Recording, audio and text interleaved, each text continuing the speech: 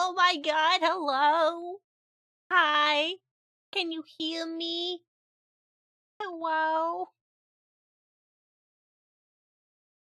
Is anybody there? OMG, yeah, it's my hands, Go look at them. Hands. I realized I forgot to do something. Of course. Listen, I'm so nervous about this stream, you don't even understand. That's my mic. Hello, how are you doing? I'm nervous. I'm nervous, Andy. I'll tell you that much. I don't know what I'm doing. Like, I have a little outline set out near me for like what to talk about in what order, but I'm still a little nervous, you know? How you doing, Andy?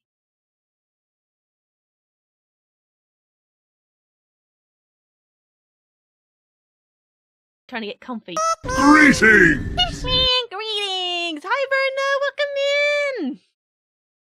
Hello, friends! Actually, what do I do? Hold on. This is probably a better idea. Oh!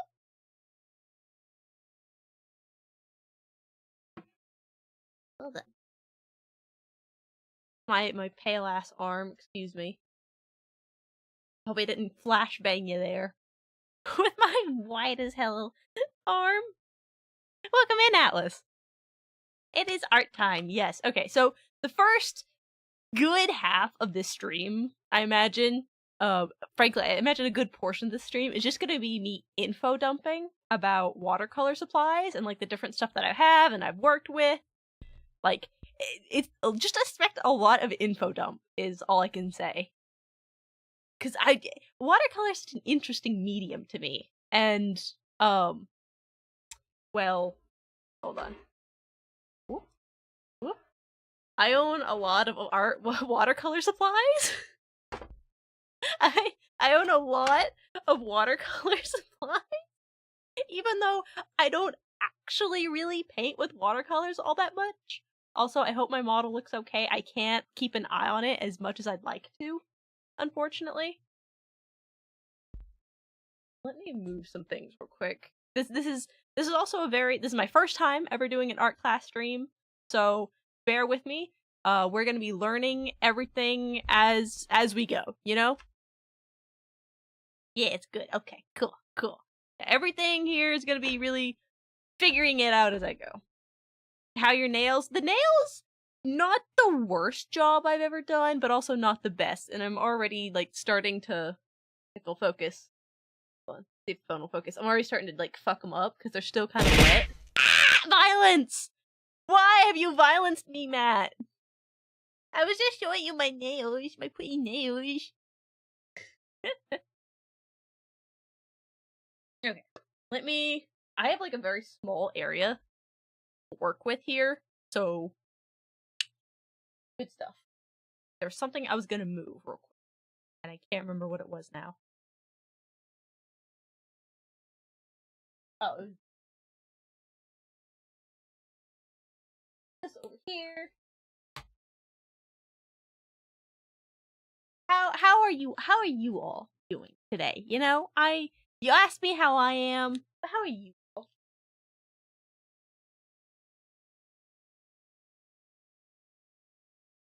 I am.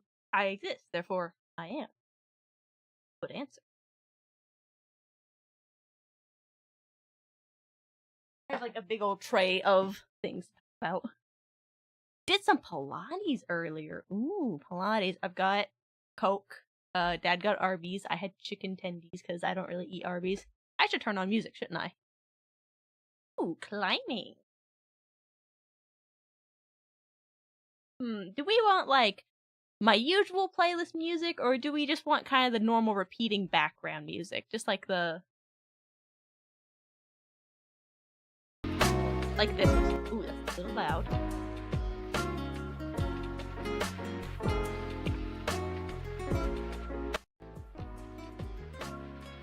What happened? What happened for your birthday?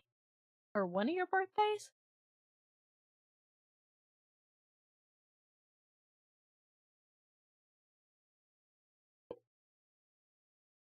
Trying to figure out music situation real quick.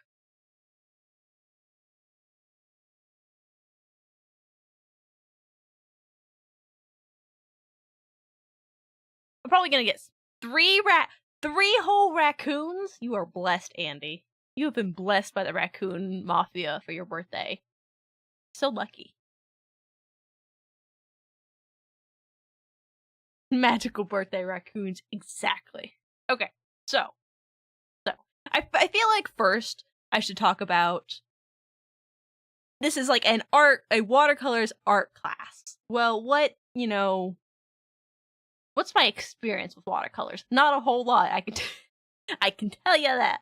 I did take art classes in high school. I even went into honors art classes, and I was in specifically a painting class in high school. I technically took an art class in college, but it was more like a knowledge of art rather than practicing art class. So those are my credentials. What's my experience? What's my actual, like, working with watercolors? Hit and miss. I will say I own a lot of art supplies for watercolors, but that's mostly because I have more. There have been times in my life where I've had more money than sense.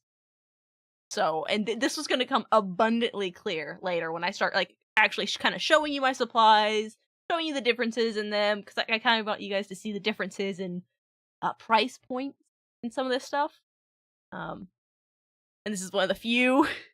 This is one of the few mediums where I can show you a pretty wide price point range, because more money than sense. Yeah.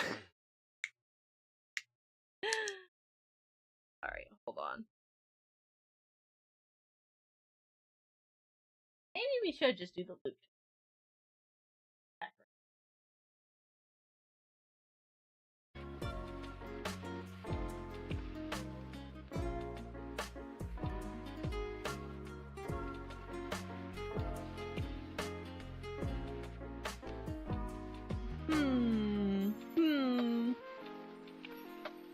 Lauren got that ADHD premium pack. Thank you.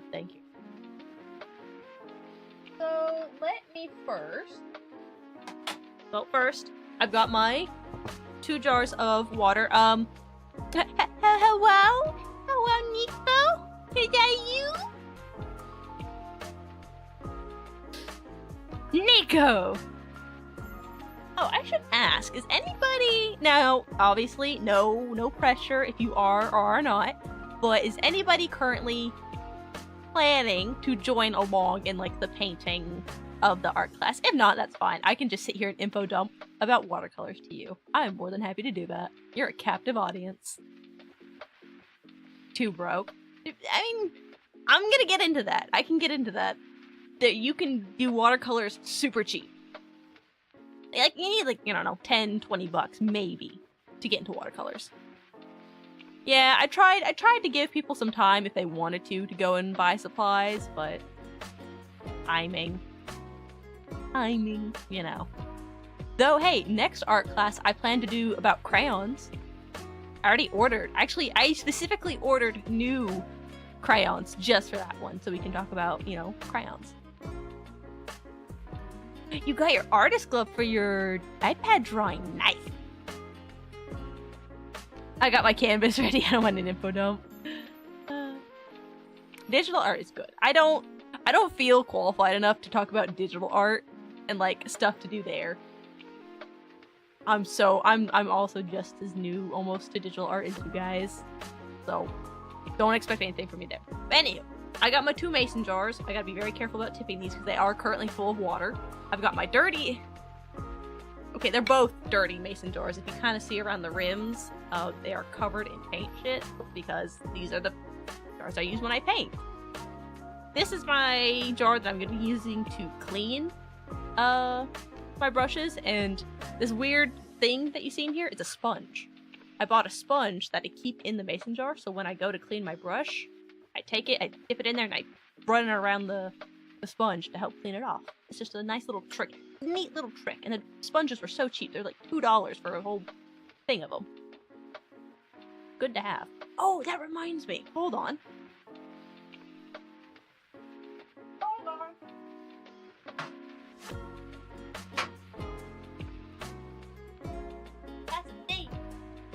That's a thing you can do.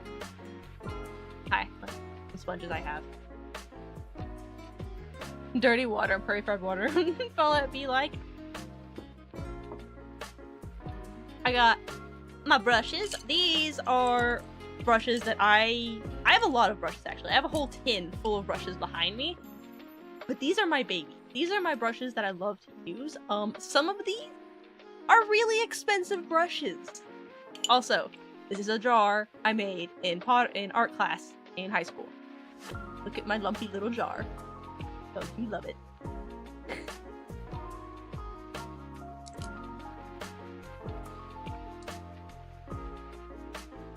Yeah, this is where I keep my... It looks like a coconut. It does. One of my favorite things about this jar, actually, I think it'll show on camera, is if you look really closely, you can see itty bitty little cracks in the glaze. And if you get paint on the outside, the paint will actually go into the cracks, and they'll show up in its... I once accidentally got, like, gold glitter paint on the outside of this. It was so cool. Very nice coconut. Don't shame my coconut. I have multiple things still from high school, from when we did clay stuff.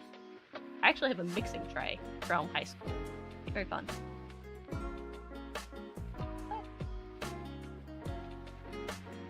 So that's the basics. Oh, I also have, very important, I've got multiple sheets of paper that we're going to be actually testing the watercolors on. I've got printer paper, I've got paper from my sketchbook, I've got like this really cheap watercolor paper that I got in like a gift art bundle. I got some slightly more pricey paper, like this Strathmore paper, which is like $14 for a set of 25. And this very expensive, very nice paper, like $30 for the whole thing. Not just one piece, but it's still kind of pricey. So we're gonna be, yeah, $14-ish for this. This is the Strathmore stuff. 25 sheets.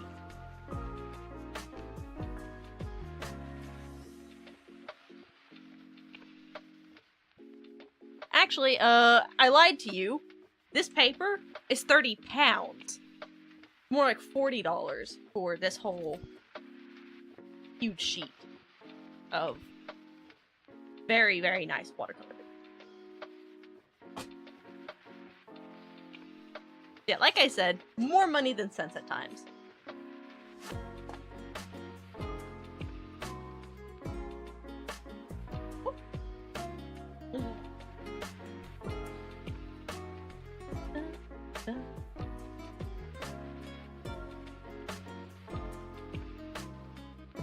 I had this somewhere and I don't know.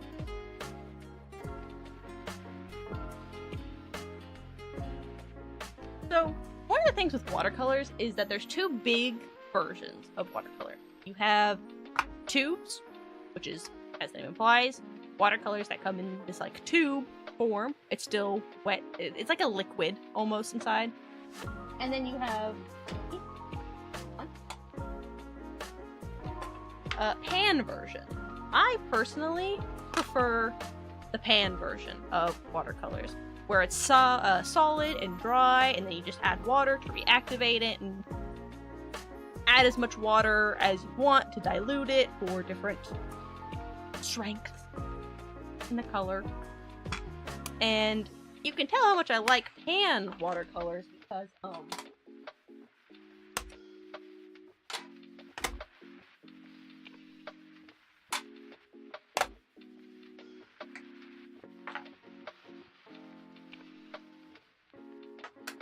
I have a lot of them. I have a lot of pan watercolors. I don't use these. I own them, mostly because they were a gift in most cases, but I really don't use them at all. So these are kind of going to the side. I know how to, I just don't care for them as much.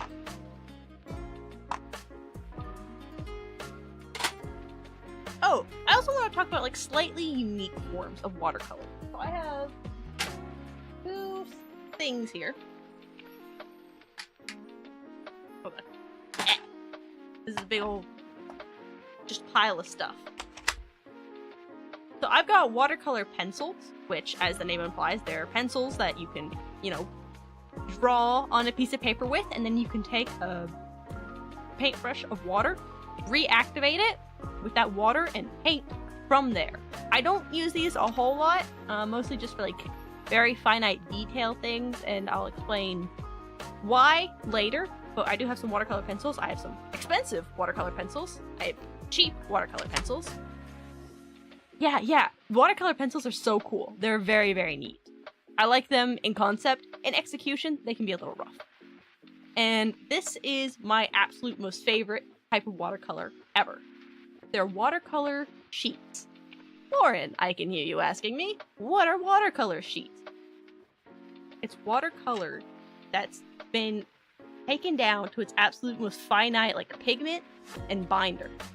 So it's like mostly pigment with just a little bit of binder, like the absolute basic necessities of binder almost. And they're flattened onto these sheets. And these are some of the most brightest, most brilliant colors I have ever used for watercolor. They are gorgeous. And you can see on the top, like, just, you need very, very, very little of this to get some good color coverage. My favorite, hold on, one of my favorites to look at are, like, the Viridian. Look at that color. Look how fucking bright that is, and the peacock blue. I don't know how well the camera captures it, but it is so cool. And one of the ones I like to look at is, look at Violet. It looks green. Like, the actual pigment looks green, but once you activate it and put it down, it's violet. It's so cool. I love this so much. This is probably one of the #1 things that I use when I'm actually using watercolors, is this watercolor sheet. This is my #1 favorite. I also own, you know, the basic $2 watercolor paints. I actually got these in high school during painting class, I think it was. These work. yeah, you remember these from school? These work fine. You can make a great piece out of these. Monkey. But there are definitely better options.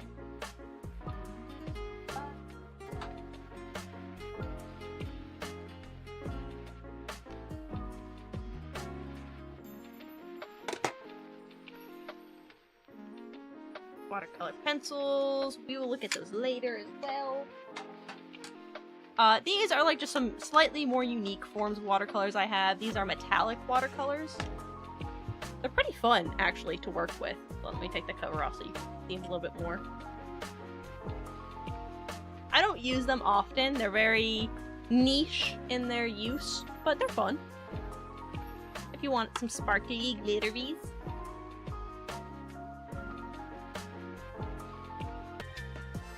Whoa. Okay, I changed over to my intro stuff. And then, you know, some more.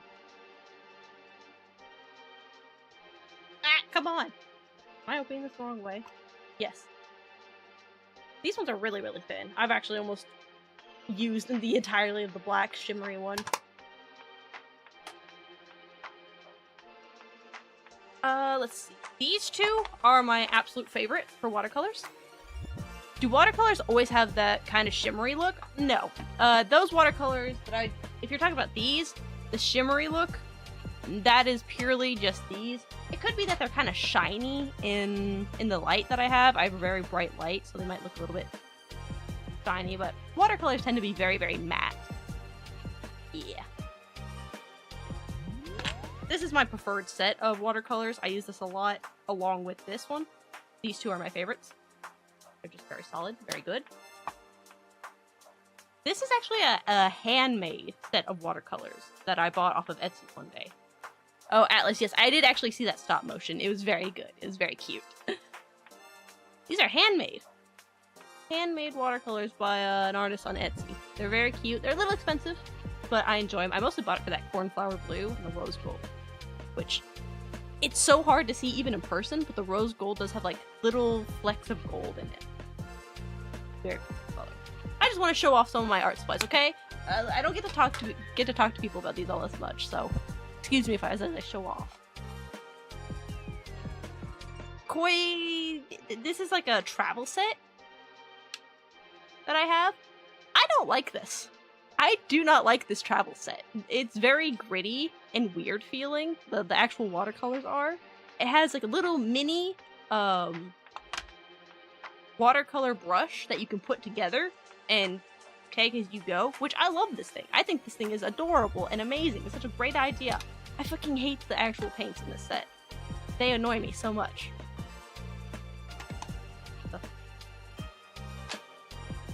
That is also another thing that I have. I have watercolor brushes. These are brushes that specifically have barrels full of water. So as you're painting, you can squeeze the brushes and water will come out. And so you can add water that way if you want to. I tend to prefer traditional brushes. I have used these in the past. They're kind of whatever for me. Yeah, they're a great idea. I personally don't use them a whole lot. They just don't vibe with me. Yeah, they are very convenient. I think especially if you're like trying to paint on the go, or maybe you don't have a whole lot of room to have a whole bunch of brushes and jars full of water. These are really convenient and really nice, and they're super cheap. Most watercolor brushes you can get like a pack of 10 for $5. They're cheap, they're easy, they're convenient. I don't use them a whole lot because I have really nice brushes that I prefer to use. So I was saying again how I had more money than sense in a point in my life. This set of watercolors is the definitive proof of that. Nico was prepared to paint along, but forgot they're colorblind. Oh no, Nico! Well, it's okay. We're not talking about color theory here. We're purely talking about watercolor techniques. So the color itself doesn't matter. You just need to have a brush and some watercolors. Wait, what colors can Nico see? I didn't even know Nico was colorblind. Okay, yeah. So about these watercolors, they're a set of Japanese watercolors. These ones are very shiny because they're just like the texture of them for whatever reason, but they're not actually, when you paint with them, they're very matte.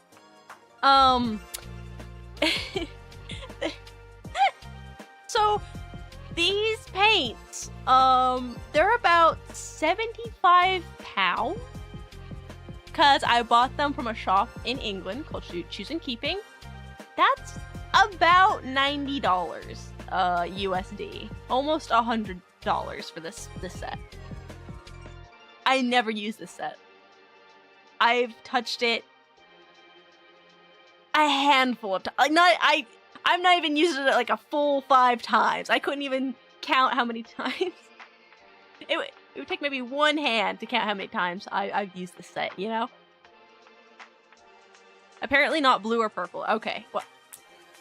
Wait, what does my stream look like then, Nico? I'm nothing but blue and purple. Wait, hold on, dude.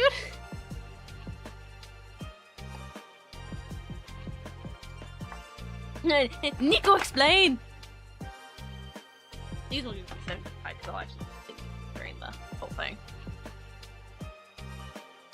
But yeah, about $100 for this set, and I basically never use it because it was so expensive, and I don't feel like I know how to use it properly. Yeah, so look at my very fancy, very expensive watercolor set that I never use. Please appreciate it with me before it gets locked away again.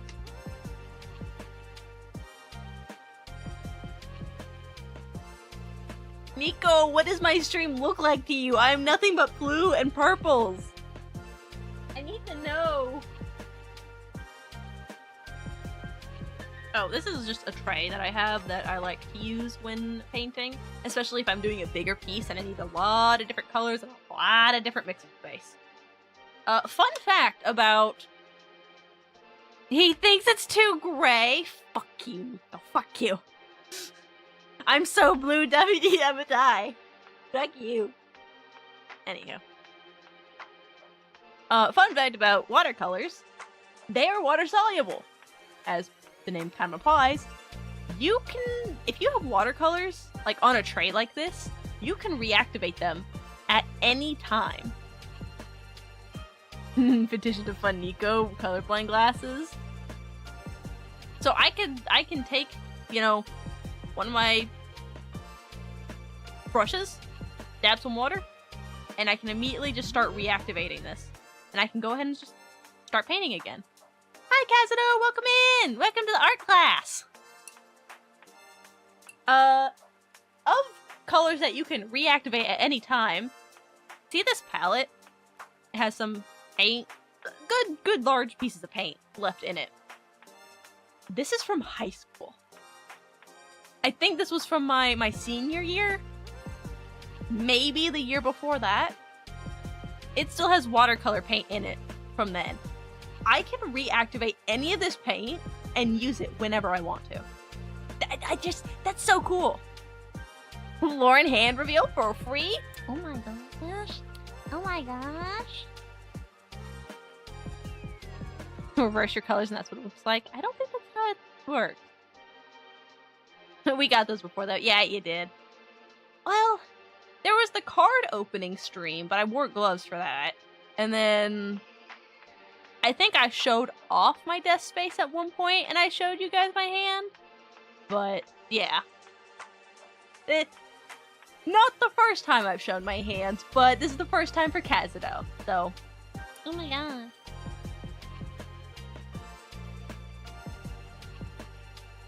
What? Wait, what the fuck are you talking about, Nico?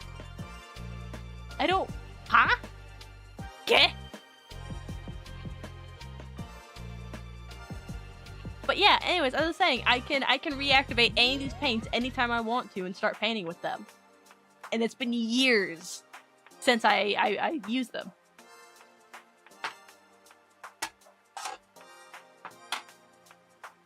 Not that we don't even. Also, one last thing to show. This... Ooh. So this isn't watercolor. This is gouache. Gouache is a very interesting medium. It's like... Oh, very opaque watercolors. It's the child between watercolors and acrylic paint. Because when you use watercolors, they tend to be pretty transparent. You have to build up a lot to get any kind of opaqueness with them. And even then, when you apply them... This will apply completely opaque if you layer it down thick enough. Like, if you just don't put too much water in, it'll go down just like it would normal acrylic paint. It's so cool. I love gouache. I think gouache is so cool. I don't use it enough. I need to use gouache more. This gouache palette has been kind of abused because when it first came in, this was all like liquidy. They have all completely dried out now. They're still completely usable because they're water soluble, or water activated. So you can go take a brush, take some water, activate it, boom. I can start painting with these. They're great. I love them. Beat your first arc-tempered monster in the world. Nice, Kazuto. Looks like clay. It does. I've kind of abused this palette just a little bit. Yeah, Himi gouache. Very cool, very good. It was actually really cheap. This whole set, considering, it was pretty cheap. It was pretty cheap. God damn it. I hate this thing. It doesn't snap anymore. It kills me. Alright, Kazuto, thank you for lurking.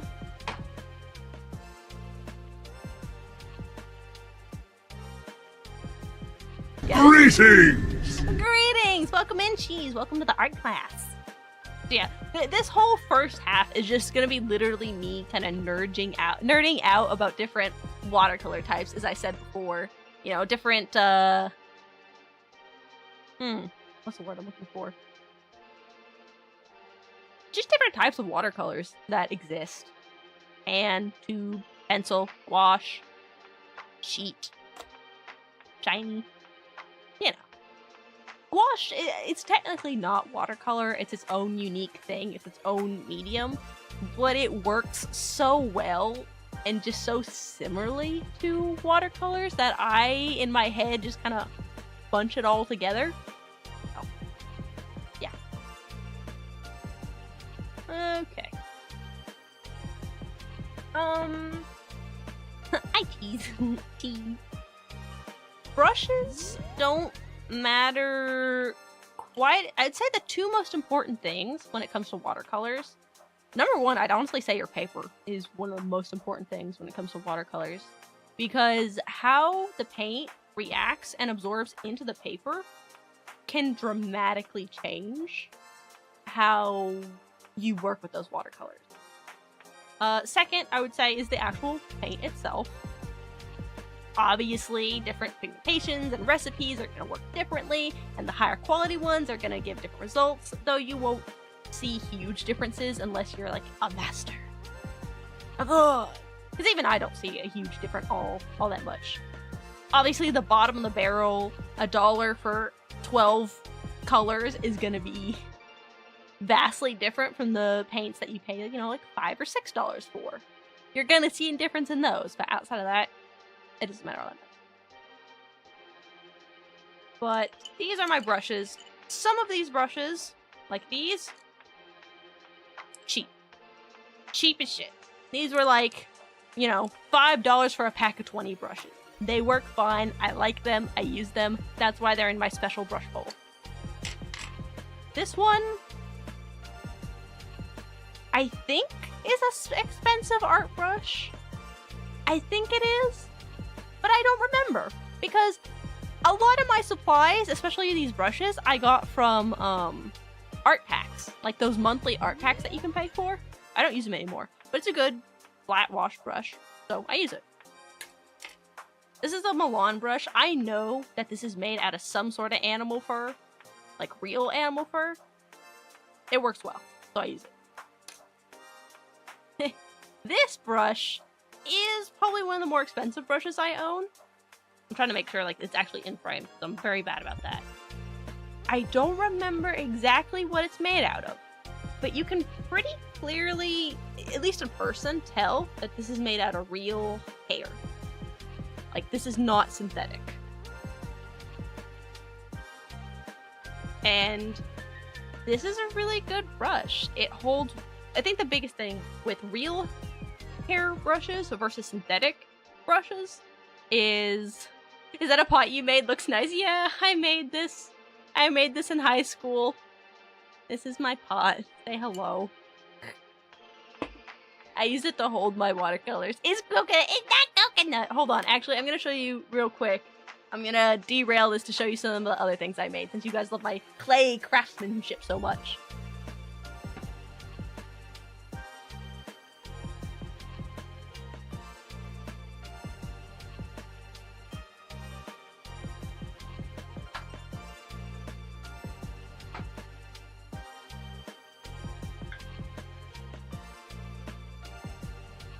Okay, so this is one of the other things I made. It's a bowl with some lines taken out of it.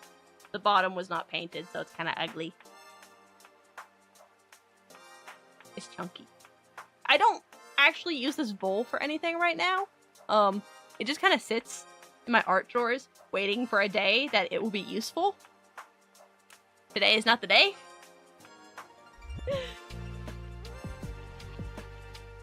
This is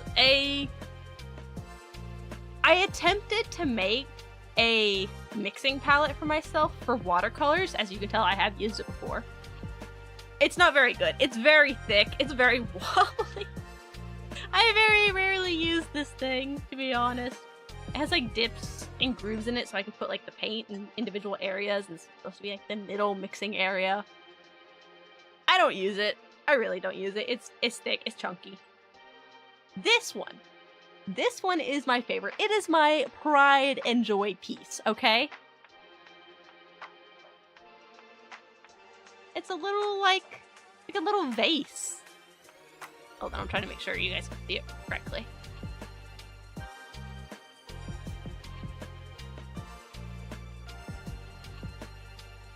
This is a vase that I made, and I use it to hold my Posca pens normally. This one's my favorite. This one's gonna stay with me for... There's a dead bug in there. Hold on.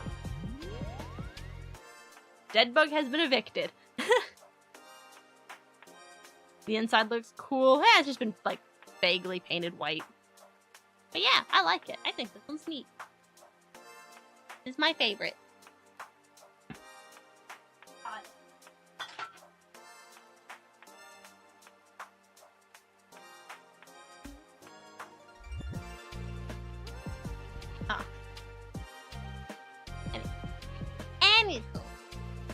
Yeah. And these ones I know. The reason I really like these paintbrushes in particular, I actually got these from a monthly art subscription box. I don't remember what the ends of the brushes are made of. I don't remember if they're synthetic or real hair or a mix or something like that. But the reason why I really like these brushes is because they're Princeton Velvet Touch. Holding these paintbrushes is amazing. Like, I can't describe how awesome these brushes feel to hold. They're just like smooth but slightly textured in this really awesome way. I don't know. They're really cool feeling brushes, and I love holding them, and they paint really well. And this one I remember is actually made out of like mink hair or something. Something interesting like that. It is one of those real fiber brushes. So I just wanted to talk about those and why I use these brushes in particular out of like my jar of brushes that I have behind me. But any brush will work. These are just mine. These are just brushes that I've happened to buy or collect over the years that I enjoy and that I use. And some of the reasons why I use them. Yeah, there's like mink, sable, horsehair. Like, there's a lot of different types of hair brushes can be made out of traditionally. And the more pure it is... A raccoon? Verna! Verna, we can get you a raccoon brush! We can get you a raccoon brush!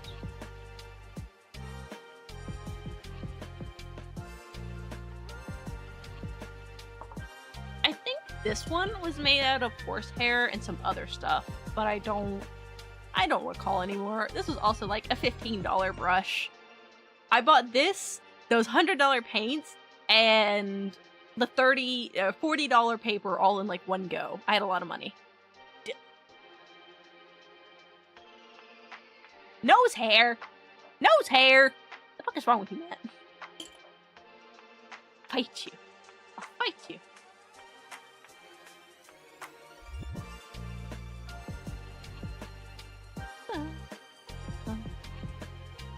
How am I gonna... Okay, so I wanted to do a thing where I showed off, like, how the different papers react to watercolors. I just don't know where I'm gonna put the papers while they kind of sit and dry. I don't have a ton of space. I'll make you one out of your hair. I mean... Hold on, I was literally about to shove my hair, like, under the camera, but no.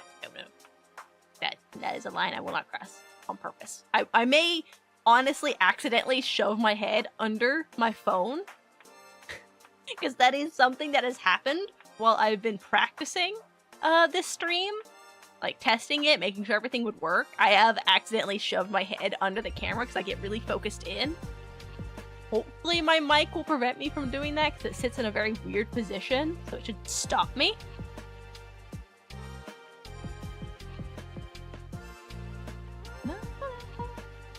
But yeah, don't paint watercolors on printer paper, and I'm gonna show you why.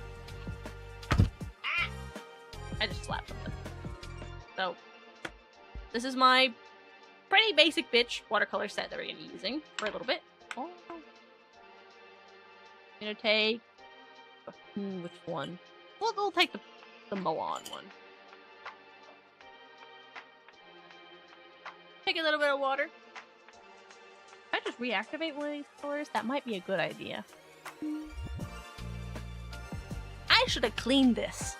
You know, now that I think about it, I should have cleaned this palette before I started. That would have been a smart idea. That would have been the professional idea, wouldn't it? Gosh darn it.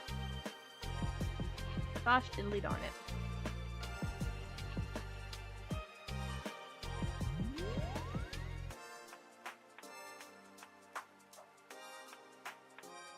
So yeah, first I just want to do like a little example of like how the paper that you use can affect your watercolors, and then once I get that out of the way, I am going to show you guys some watercolor technique. Some technique that I have learned during my time with watercolors that I will wish to teach you. That I wish to pass on to you, just in case. I don't know, I feel like these are techniques that most people, if you've ever taken a art class, or if you were required to take an art class during high school, you probably learned. But at the same time, maybe not everybody took an art class. Maybe you took a music class. You're one of those weird music nerds. Ew, oh my god, music nerd in my chat?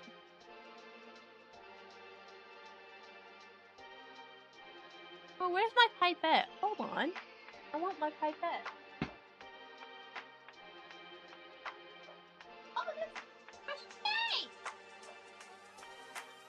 I have a spray bottle of water. This is just normal water. This is gonna come in handy later.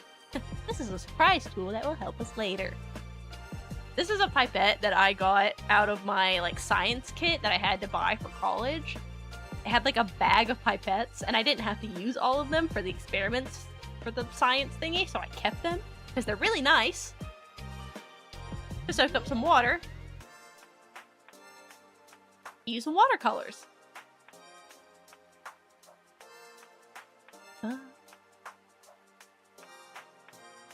That is actually a really weak color. Hold on. Let's try and strengthen that just a little bit. Oh, okay. So, this is a little gossipy, and I know this is supposed to be an art class, but I want to chat with you guys real quick about something, because it just hit me for some reason. How much are you guys like in the VTuber like community news? Because I know most of you don't give a shit about that kind of stuff, or don't really pay attention to that. I personally do pay attention to it and try and keep up with it for my sake, because I feel like I need to keep up with that kind of stuff most of the time. Because I'm wondering, any if you know about the whole Poppy the Lich King situation? Not at all. I've been thinking about that earlier today, though. Yeah. Because yesterday, I got a fucking 1-2 punch. Because I was on Twitter, and I saw Poppy, P-A-P-I, the Lich King. He is a fairly popular VTuber that a lot of shit has happened with recently. I got a 1-2 punch yesterday because I got the news from Twitter that MatPat from the Game Theory, he's retiring. Holy shit. And then I learned some very unfortunate stuff about Poppy. And technically I wasn't his friend or anything. I didn't even really talk to the guy, but I almost was in that kind of circle. Almost. And somebody that I considered a friend of sorts was very close to Poppy. And yeah, so I'm showing you guys why you don't want to use printer paper. I don't know if you guys can tell, but can you see how badly it's already warping with just that little bit of water? Yeah, don't fucking use printer paper with watercolors, please. Yeah, it's bleeding, it's warping, and if I tried to do a flat wash, like if I tried to completely cover this in paint, it'd be fucked. It'd be like so fucked. Like, it's not good. Not good at all. So I just wanted to like show you guys real quick. It's not nice. I could try and do a flat wash. It won't work. Basically, it was shown Poppy with a lot of very damning. How dare you? I don't have water with me other than the paint water. So I'm just gonna drink my Arby's. It has like ice in it that's melted. So much bad stuff happened. And this is why no printer paper. Yeah, I'm sorry, Matt. I'm all over the place. Anyway, oh wait, I should stretch because I'm kind of like tripping right now. Hi. But yeah, no, some very damning evidence came out, with a lot of very concrete receipts about Poppy, including voice recordings of him saying some atrocious shit about, like, trans people. And I rated him once or twice, but I was never really involved with him, but I was almost involved with his community in a way. And people that he was friends with. And I haven't talked to that group in a very, very long time. I kind of went like completely radio silent on that server for a while. Not because of anything they did at the time, mostly just because I was focusing on myself and I couldn't really collab all that much. I ended up getting removed from the server. I didn't even notice it until recently, which I don't blame them at all. I was completely inactive on that server. So, but I'm kind of glad. I'm kind of glad now that I went like dead silent on that server, and I'm glad that I got removed before any of this shit went down. That I kind of accidentally removed myself from that whole community in general. Because it was a server of like almost entirely VTubers and content creators of varying levels. And so I'm glad I was gone before it all really went down, but I did have to start like unfollowing people because of it and like deciding to avoid a lot of that. There's only like one person I still sort of talk to from that server who I would kind of consider a friend. Like he's more of an acquaintance, but I like him.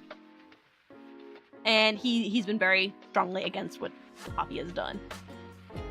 Let's just say the transphobic comics was just one little part of a wider range of things he did. Yeah, I got out of there fast. I didn't get out of there fast. I just got out of there in time, I think. But then I was definitely, yeah, no. Whoever I was following at the time, I've backed out of now. Stealthy, exactly. The only person there's only 2 to 3 people I'd really willing to continue talking to from that group. And only one of them has ever contacted me.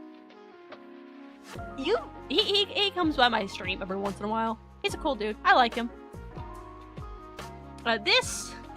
Moving back to the topic on hand, this is a piece of paper for my sketchbook. It is a mixed media sketchbook. It handles watercolors better than printer paper. It's still not the best, but you can do it. You can paint in that one.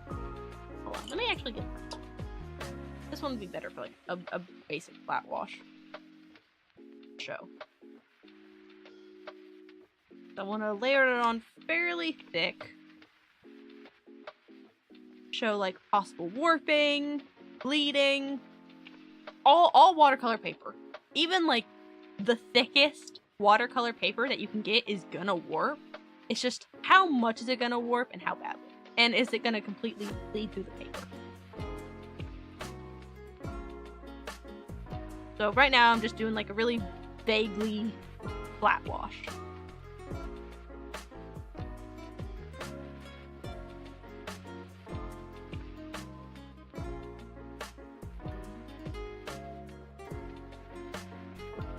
Yeah, MatPat's retiring, guys. Like, what the fuck? And I've been hearing whispers that, Sean, Jacksepticeye, he might be next. I haven't watched Jacksepticeye in a long while, personally. But I did... Yeah, I'm still fond of him. Yeah, so my sketchbook paper is not even... It's still warping, but you don't see the color bleeding through nearly as bad as, or at all, frankly, compared to the Pac-Man! Welcome in, guy! Welcome to the art class! compared to the printer paper. So, is it perfect? No, but you can definitely use watercolors on like mixed media paper like this. I don't need any YouTubers leaving, please. Yeah, didn't Stampy Longhead also leave recently? I never watched him. I never have watched him before. I only vaguely know about him due to other people reminiscing. Oh, that was a year ago? Okay, yeah.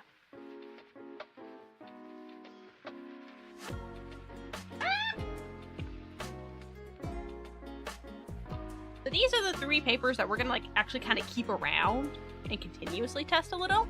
This is really, really cheap watercolor paper, but it is specifically made for watercolors.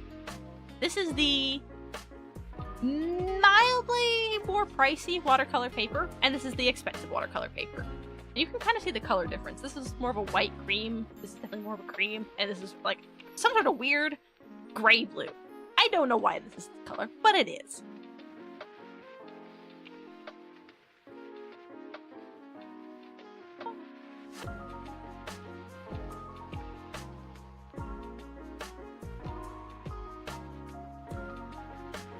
Yeah, so, I mean, I'm not surprised that YouTubers are starting to retire in mass, as they are, kind of. Like, it feels like in mass.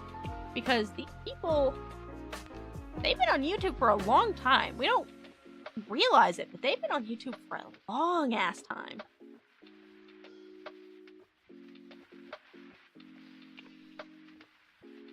You know, they'll probably still get revenue from their channel. They probably won't get nearly as much as they did when they were like live, actively posting and maintaining the channel, but they're probably still gonna get a lot of money from residual video earning, you know?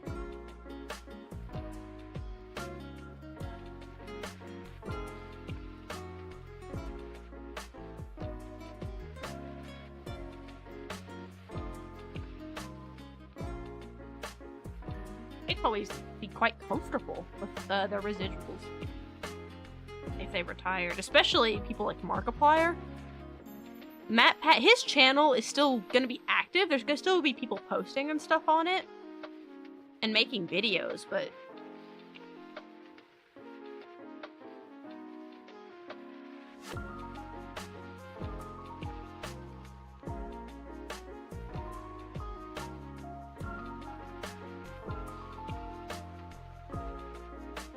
I'm trying to get like as much water as I can on this brush, but this brush is not made to hold a whole lot of water.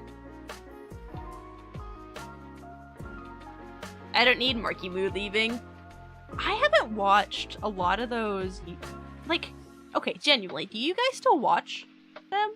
Like, Jacksepticeye and Markiplier and like all those, I don't know, Vanoss Gaming, that's one of, yeah, you still do? Okay, I haven't watched them in ages. Like, I don't watch their videos anymore. I kind of fell off of them. I mostly watch old vids. Yeah, I feel that.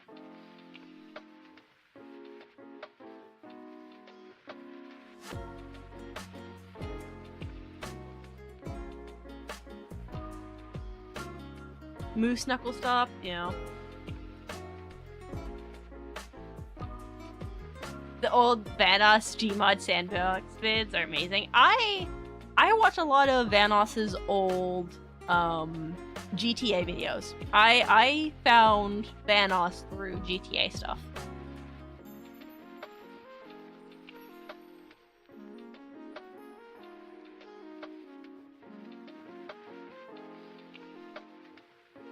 And honestly, those are the ones I only really watch of his. I don't know.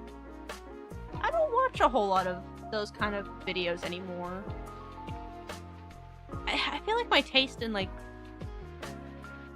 videos has really changed over the years. Obviously, I've grown up. You know, I am an adult now.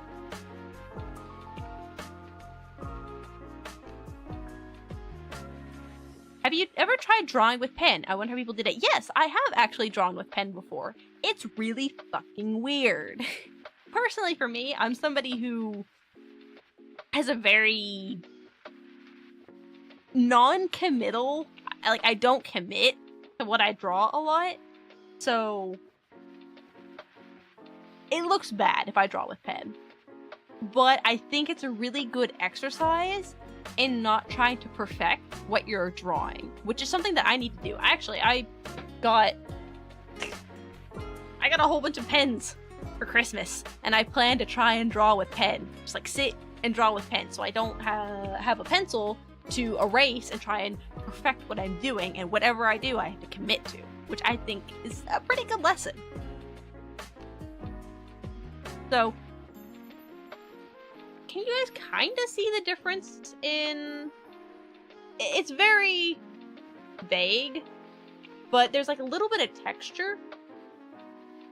I don't know, it's so hard to tell for you guys on camera, but there's a little bit of texture with this top one. This one is completely smooth, which I'm surprised by. Shades look different? They do, because the colors of the paper is different. So that's going to affect how your paints come out. I'm blind. Yeah.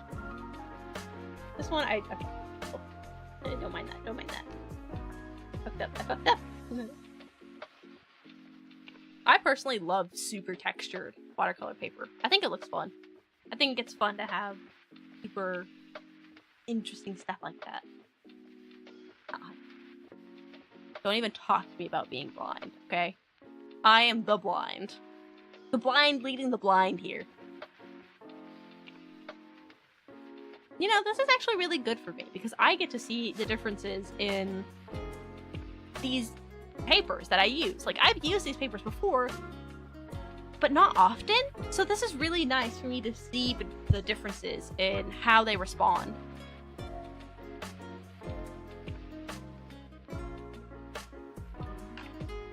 Your eyes are getting worse. Oof. My eyes, thankfully, have more or less settled. Like, they get a little bit worse each time, but they have more or less kind of staying around the same point.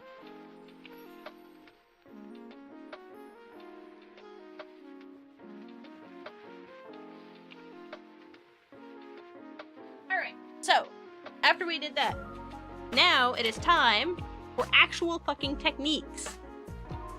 It's time for me to teach you chitlins about actual watercolor techniques.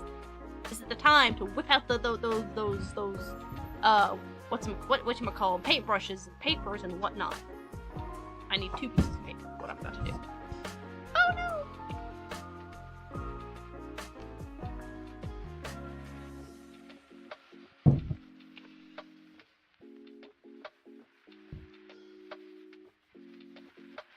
Time to learn frame rate for a month. Hold on. My foot is dying. I keep sitting on it. Oh, I didn't even show you the coolest thing. Oh well. It's fine. I can show you guys later. I'm gonna put this inside. So, who here actually has experience with, like, art classes? Did any of you actually, like, take an art class and remember anything from it? I'm kind of curious. Amy. Nope. I did actually try and learn from my art class. But yeah, high school counts. High school 100% counts because that's where I learned what I'm about to try and teach you. I barely remember stuff from high school. I remember stuff that I liked. Teach me a computer design class, so a tad bit. These techniques that I'm about to use are very specifically for watercolors. So there are sort of 2 methods of working with watercolors. 3 to 4 if you want to get really banal. There is the most common form, which you actually saw me use earlier, which is wet on dry. So, actually, we write down, and I haven't used it yet. Also, you had a computer design class in high school, Matt? Or was that college? If you had a computer design class in high school, I'm jealous as fuck. Because we didn't have, like, anything computer related at my high school. I had like one class that was like applied applications. Basically, you learn about Microsoft Word, Microsoft Excel, Microsoft, all that kind of stuff.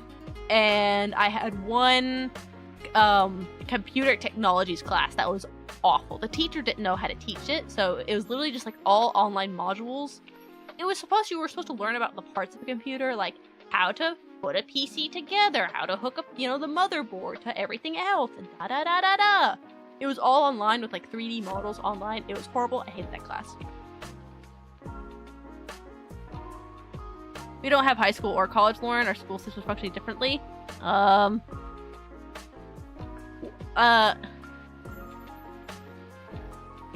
Wait, hold on. You don't have colleges? I thought you had, like... Okay, so... Generally, the world's education systems go... required learning... Well, I guess Germany does... They do the thing where they split it up a little bit differently.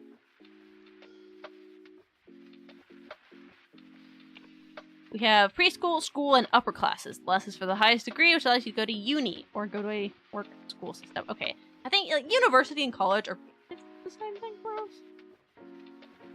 Work school means you get a highest degree. You do a full apprenticeship after your degree.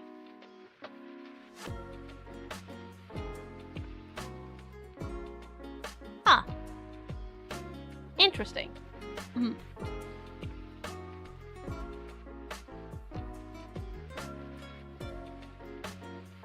Huh. Okay, hold on. I'm trying to comprehend the German learning system here.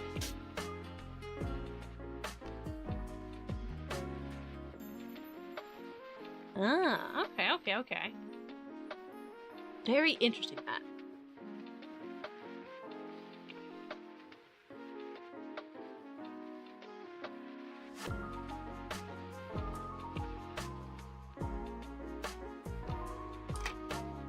I was in design and computer school.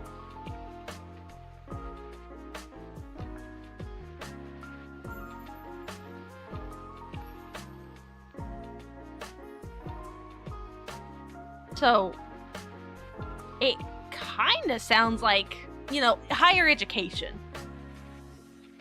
Because high school for us and all that tends to be like general education. There's like, electives that you can take for slightly more specialized stuff, but then you go into higher education for your like specific degrees and stuff, even though you still have to do fucking generals.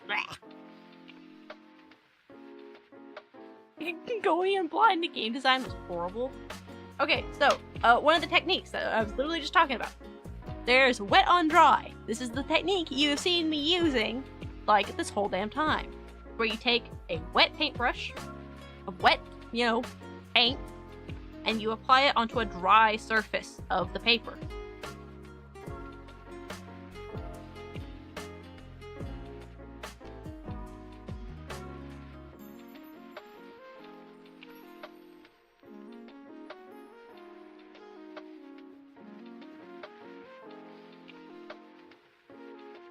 That is wet on dry. Next is wet on wet. As the name implies, first I'm gonna clean off my brush. Just checking in, lady. I'm still here and breathing. Good to know. Good to know, Tazido. Please continue to breathe. We would all appreciate that. Next, I'm gonna take clean water. I'm gonna apply it first onto the paper.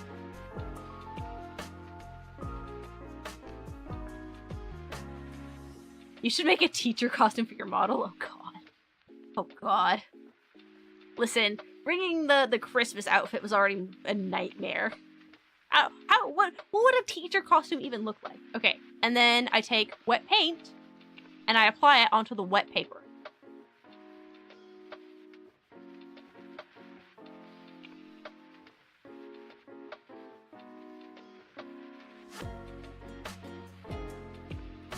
Usually, you kind of dab it in a little bit more like this, but it's whatever.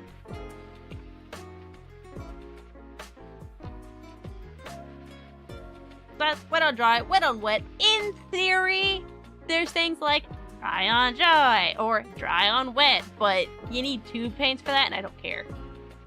would both dry same time. If you apply them at the exact same time, the wet on wet would take a little bit longer to dry because it is extra wet. It is a wet paint going onto a wet surface. But good question, guy. Or cheese, excuse me. Colors. Actually, never mind. I don't know what to look for. Because, like, teachers, they dress pretty differently.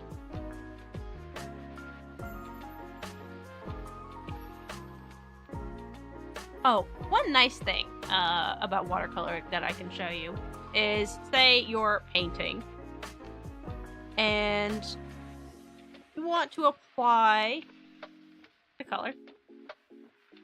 So say, you know, I'm painting and I want this to be like a cloudy sky. I'm going to add like a lot of water here. But I kind of want this to be a cloudy sky. So I don't want a whole lot of blue. I want a cloud. I can take some paper towel, put up a little, and just swap.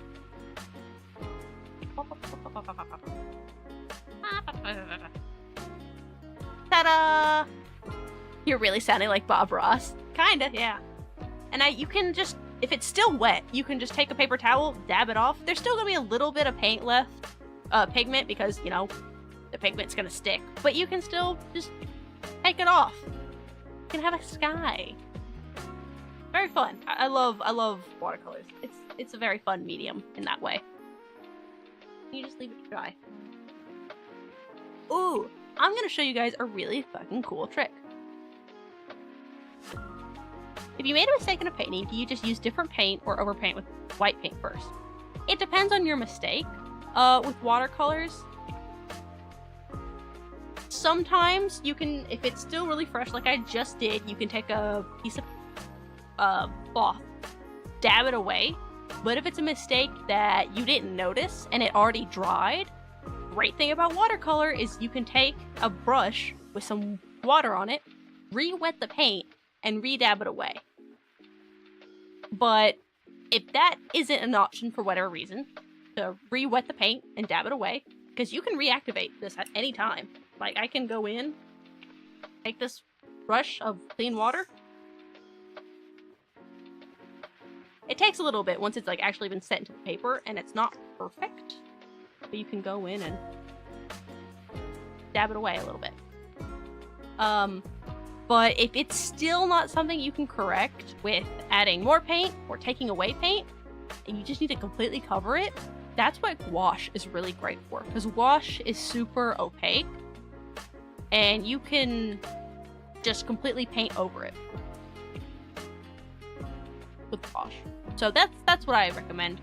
But it varies. It varies on what mistake you happen. Hi, Nico. Greetings. You were already here.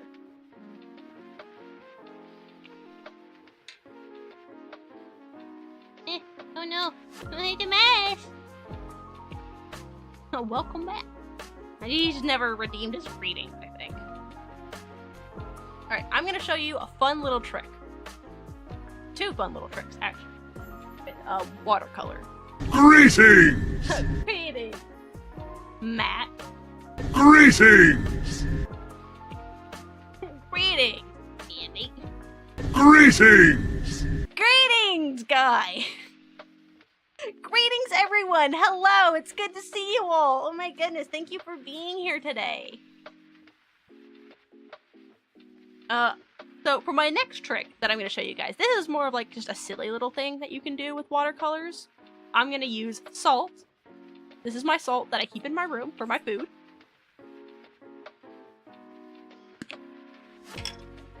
So I'm actually going to take some of that salt. I'm going to just put it in this lid to keep. Maybe a little bit of that. Probably.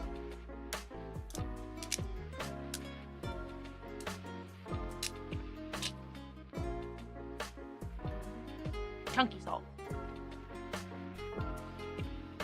So yeah, I've got a lid full of salt here. Put that over there. And that's one trick that I'm going to teach you, is something to do with salt and watercolor. And the next one requires cling wrap. I took the whole box. I went downstairs to go get cling wrap, and we had like 5 different boxes of it in there, and I don't know why. So I just took the whole box. So I'm just gonna take some of this cling wrap.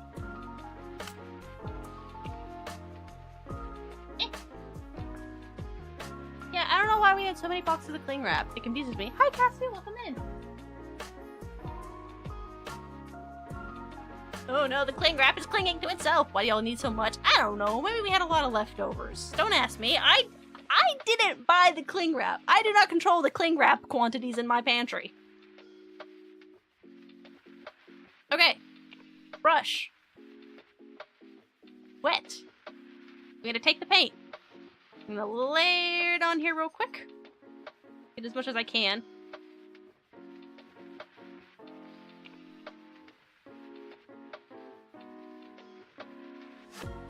And for this trick, especially with the salt, you want a pretty good amount of water. Paint. Oh, it's me! I'm just trying to show you pretty art. Alright. I don't like bubbles. Hold on. Violence! Why you violence me? And now, take the salt. We're gonna salt. There we go. The more water you have, the better this works. So I might try this again with like an infinite amount of water. Water! I need to go. Why are you grabbing me?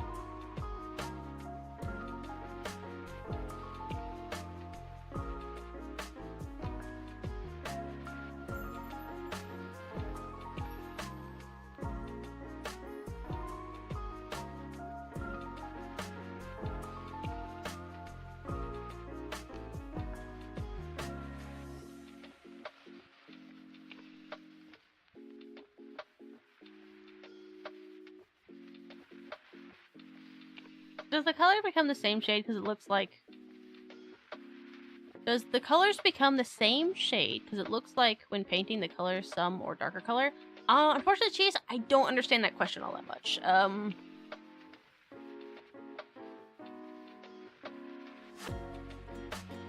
Are you saying, like, oh, when it's in here, it looks darker, but when I paint it, it looks lighter? Oh, I just spilled paint all over my desk. Damn. Good job, me. Oh well, I can clean it. It's watercolors. It's water soluble. It ain't that bad. The same color, but the dots look darker. Yeah, okay. You're talking about the dots, like the salt? So the salt kind of like soaks up the water underneath. And it usually creates a really cool bloom effect, but I don't think I put enough water on it. But it's basically attracting all the water from the piece, including the pigment that's in the water, and it's soaking up into one area. So it kind of creates a cool dotted effect a little bit. Bonjour, cool watercolors. Hi, Mathin, welcome in. So this one, I'm going to try and actually put a lot of... I should have done this wet on wet. I'm an idiot. Oh well, I'll just have to put a lot of water on this for it to work properly with the cling wrap.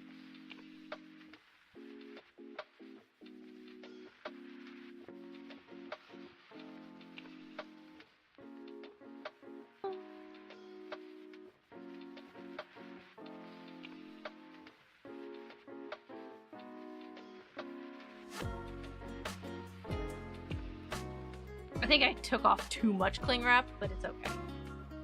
Then, so I've got this nice and wet, as wet as I can get it. I'm gonna kind of scrunch up the cling wrap just a little bit. It's clinging to itself, so it's having issues. Then we can just smack, smack, smack.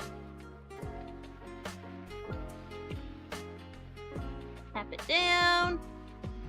There we go. And so we're just gonna let that sit. I like the dotted better than the flea. Use salt, right? Yes, I did use salt. Exactly, Mason. And now that it's actually had a little bit of chance to rest, I'm going to lift it up. Do you see the patterns around the salt where it's like sucked up all the water and has left these interesting little rings? Splotches? I'm not sure how to describe it. It looks cooler if you do a lot more water and a lot more color. I didn't do enough on this one, so it's a little harder to tell. But do you see what's happening?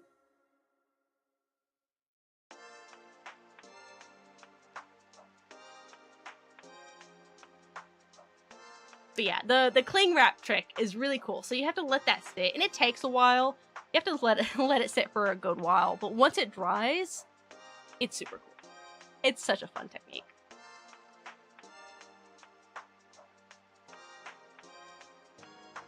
I'm gonna put that off to the side.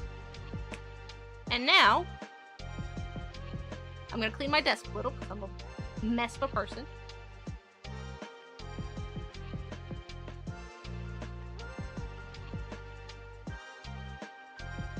Are you live on YouTube? Yes, I am, Cheese. So yeah, if you hear me talking to somebody who isn't actually in chat, it's probably because I'm talking to somebody in YouTube. It looks like or the weird texture on painted walls. Yeah.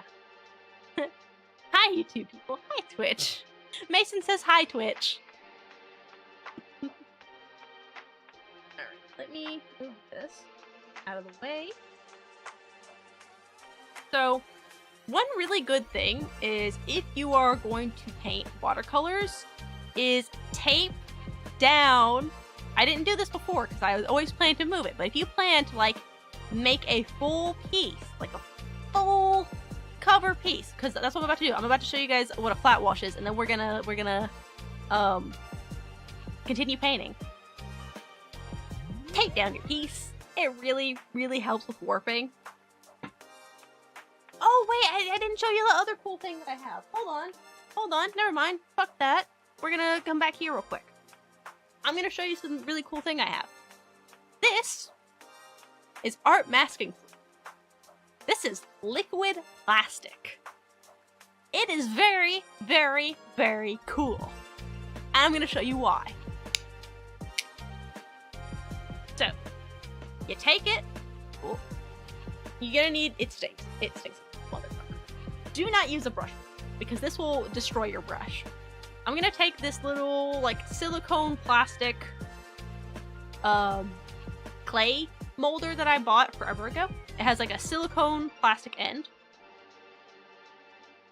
This looks like ranch sauce. And I'm gonna dip it in to get, whoop. I dipped it in the sauce. And I'm just gonna paint like, I don't know, a little smiley face. It's kind of hard to paint with, but I'm just gonna put like a little smiley face or something on here.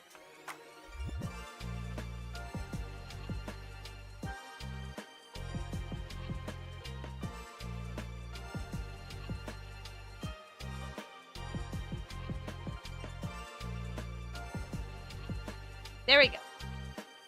No, don't eat it.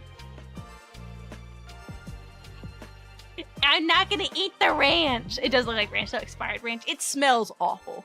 Like, you guys don't have smell-o-vision. This shit smells terrible.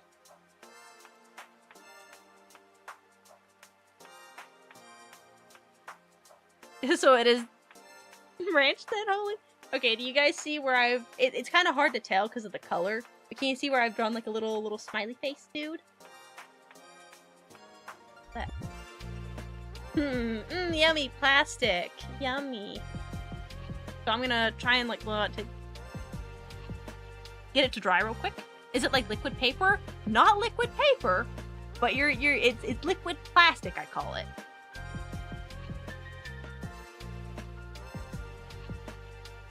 Trying to get it to dry real quick. But it's not easy. Not glue, not glue.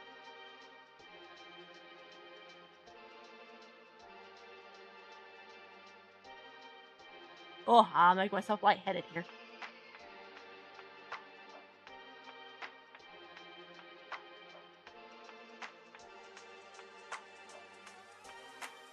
I wish I had gotten a hairdryer for this. Like, if you have a hairdryer, this makes this so much easier. Oh, my head. I did mess up this a little bit. Sorry about that. And I'm gonna take my paint, and I'm gonna paint over smiley face here.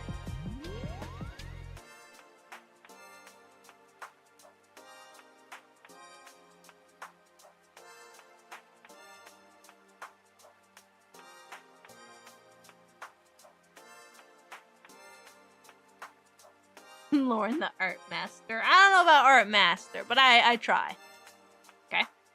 So we're gonna let the smiley face dry real quick. Oh, I wish I'd gotten a hairdryer to help all this dry faster. Ah. Bob, Microsoft Bob. Oh, that was my head under the camera. I did it. I did the thing. I knew that was gonna happen. Oh well. Don't tell anybody. Eat the forbidden blue ranch.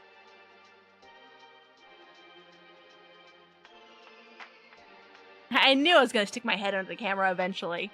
It was bound to happen.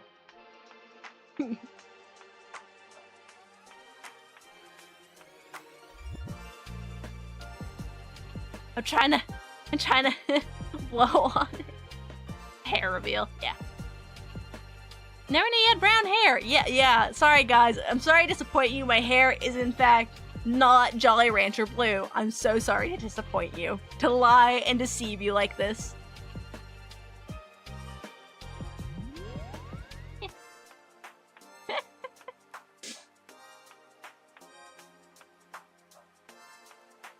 I'm gonna try drying it off a little bit like this and see if that helps.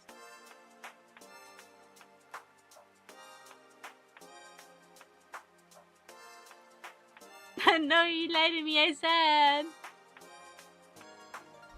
Oh my, should have a goal making your hair blue? That's such a good idea. I've always wanted to dye my hair, actually. But I've just never been brave enough to, like, completely dye my hair. I have dyed my bangs red before when I was quite young. But that's it. I've never really full-on dyed my hair. I've always wanted to do the rainbow hair dye. You know, where, like, when you move the hair, it shows in layers, like the different parts of the rainbow. I forgot about the subathon. Don't you dare forget about the subathon, because that's happening February 18th. I'm working with an artist right now to get the official subathon, like, infographics ready. So hopefully I'll have those soon. The only thing you have to fear is your hair becoming full green. I'm not afraid of dyeing my hair, really. It's just, I've never really had a reason to embrace the rainbow hair. I would love to do the rainbow hair dye. I think that would be awesome. But I don't know if my hair has enough layers to it to do that. And that'd be expensive, and I wouldn't know how to maintain it. And just all sorts, you know? Then I've always prided on having really, really nice hair. Like, really healthy hair. I've never dyed it, I've never bleached it to dye it. So I've always had, like, really healthy hair. Like, take good care of it. It's one of my pride points, okay? I pride myself on having really nice hair. I don't do a whole lot with it, but it's good hair.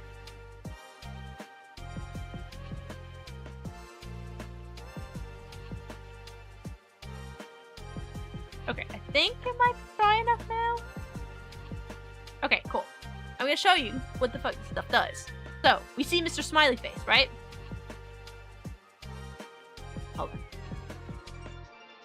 I'm like rubbing at the paper.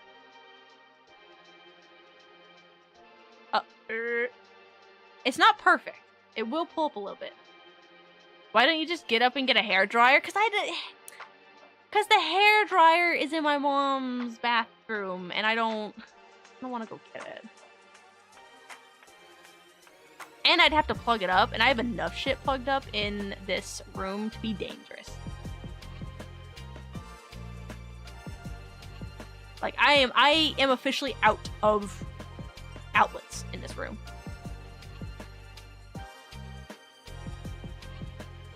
Okay, so it didn't work perfectly, but basically, you see how it's still perfectly white underneath where I applied it?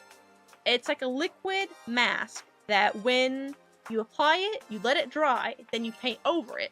And once your painting is dried, you can peel it off to leave the underneath the same. Usually you don't try and paint under it because it can peel up the paint that you put under it.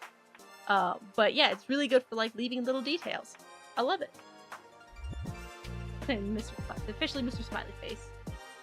Oh, and look how the salt part dried.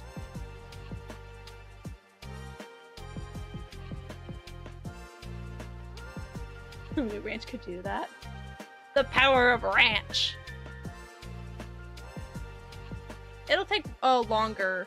I think I screwed up this one, unfortunately. I screwed up the plastic one because I kept touching it and moving it.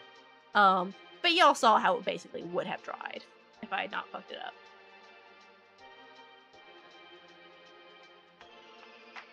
I've never had ranch with pizza. Me neither. Then again, I'm not a huge fan of.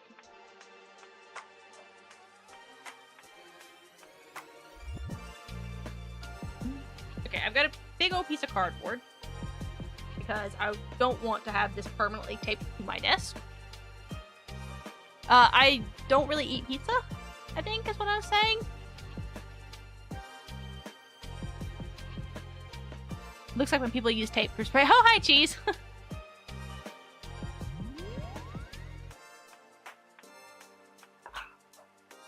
Okay, so I'm gonna tape this down to the cardboard because I don't want this permanently taped to my desk.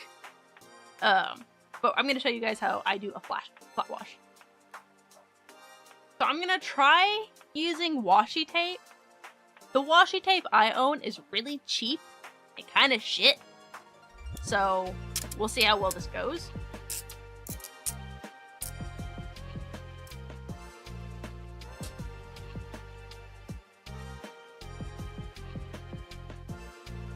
I can also teach you guys a trick when trying to take off the tape with these kind of paper. How to try and keep it from ripping the paper.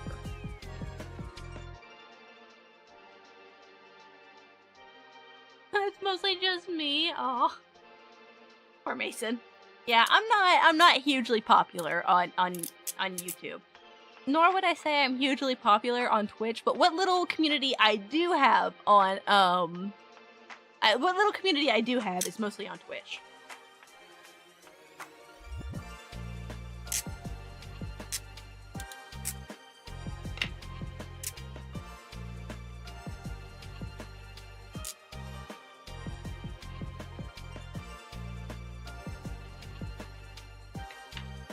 Hello, it's me, Hindi. Oh no, everybody's going over to YouTube. No, my community is dying. Wow. My community has abandoned ship.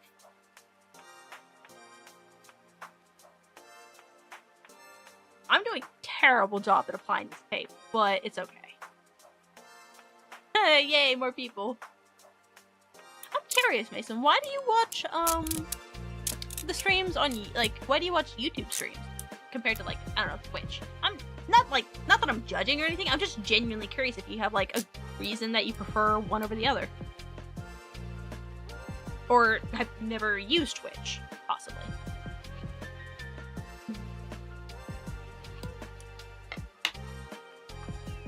Hey, I've been silently watching and enjoying for a bit. Oh, well, thank you. All. I hope you have enjoyed it. Darn it. Messing this up. I don't use Twitch at all. Okay. Fair enough, fair enough. Not everybody does. I don't have a Twitch account and too scared to switch. I mean, you don't have to switch forever. You can, just make a quick Twitch account and test it out for a bit. See if you like it. And if you don't, you don't. You know? No big deal. No pressure.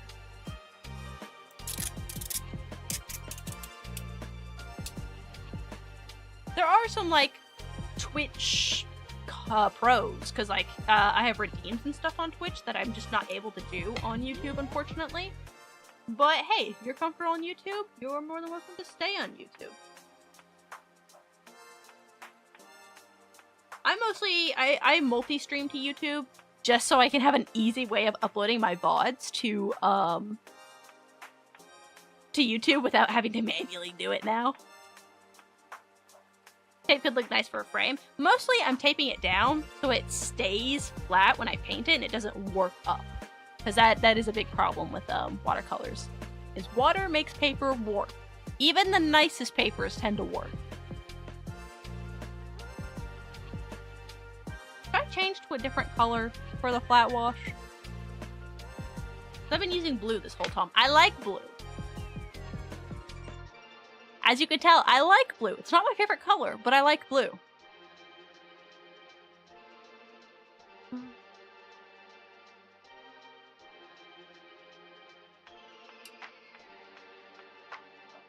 Orange.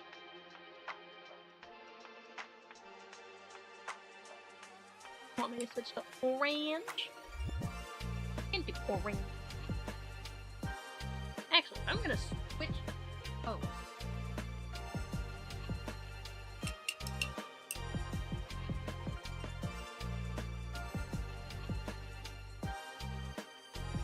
Huh.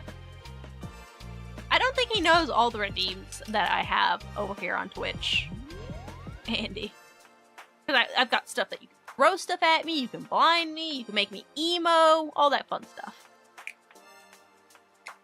Well, basically what Andy's saying is he's willing to redeem something for you. So, like, if you want to throw something at me, he'll redeem it. Because he has the points. Oh, there we go. I'm emo now. Emo mode. Hi. Hi. Here, I'm going to be painting the pain in my heart. Really? Oh, wait. So what happened? I went emo. I had a... I don't know. I'm currently in my... What's an emo thing? Emo redeem, don't change nail color. I mean, it's funny. I do actually... I have black nail paint. I just don't... Hold on. Hold on. Yeah, My Chemical Romance era. Thank you. Thank you. I was trying to think of their name. I was looking at like Black Parade. Black Parade. Who wrote that? Who wrote that? Yes, I'm in my Chemical Romance era. Good. They have good ass music. I like their stuff. Where did my other paints go? Evanescence.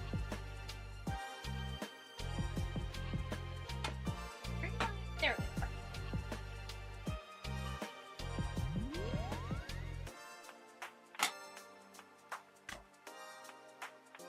I'm gonna switch over to my nice paints. My really nice paints. These are my favorite paints.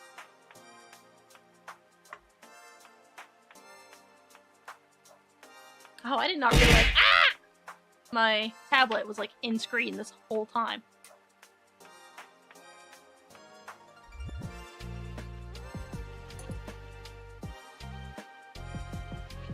Headshot. I love Vivia paints. Yes! The Vivia watercolor paints are so amazing. I love them so much. I actually got some more for Christmas, even though I haven't actually used most of them a whole lot. But yeah, these are my absolute favorite watercolor paints. What does Googly Eyes do? What do you think they do? What do you think they do, Cheese? Assuming by their name. Okay, let's see. Do we want to do vermilion or dusk orange? Because somebody said orange for a color. So we got vermilion and dusk orange. While this is up, my camera's not gonna be able to catch my face, so I am frozen. Why Googly Eyes no work? Huh? Hold on. What? Wait, I think Matt immediately redeemed it after you, so it turned it off. Oh, no. Emo should be able to Googly Eye. I've had it happen before, I'm pretty sure. Hold on, let me redeem it. There we go. Yeah, because Matt redeemed it immediately after Cheese, it turned it off. That's so funny. Do a poll? Oh no. Well, I only know how to do polls on Twitch. It's kind of unfair to my YouTube only people. Okay, come on, we have 1 vote for Vermilion and 1 vote for Dusk, I think.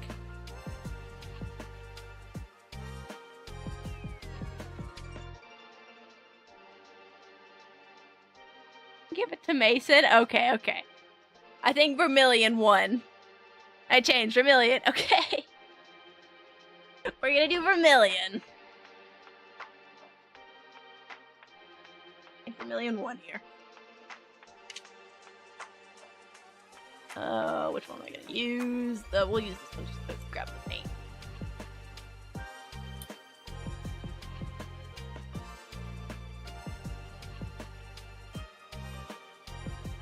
I'm always afraid to like grab too much paint because of just how fucking vivid these things are. They're like ungodly. But I also need a lot because I plan to do a flat wash. Probably actually grab a bigger brush now that I got it.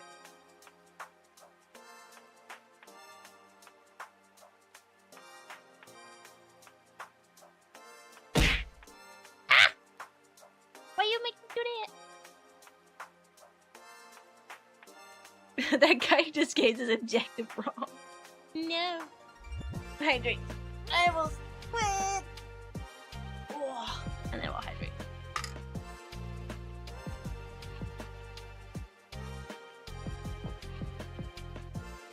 Let me actually use this one. This one tends to hold a lot of...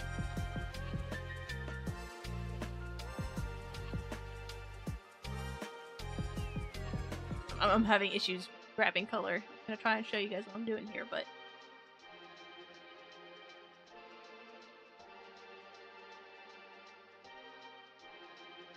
I'm gonna grab my little pipette. This is such a nice little tool to have when you're using watercolors, so you can just grab a bunch of water and... Bloop. I'm working with a very tiny desk area here. Oh, speaking of tiny desk areas, you know how I was talking about at some point, some of you might remember, how when I played Overwatch, I didn't have a whole lot of desk space, because my desk was not made for having a key, Greetings! What's pastel? Like, a pastel color tends to be a very light, pale color. Like, pastel blues and pinks tend to be common. Pretty, not unsaturated is the word I'm looking for. It's not vibrant. It's not super...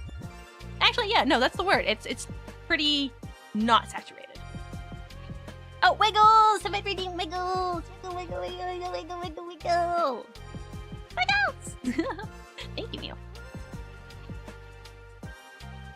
Baby shower colors. Yeah, that's a good one. I love pastels. Pastels are like my favorite colors ever. If I could, I would live in pastels. I would live in a pastel world, you know?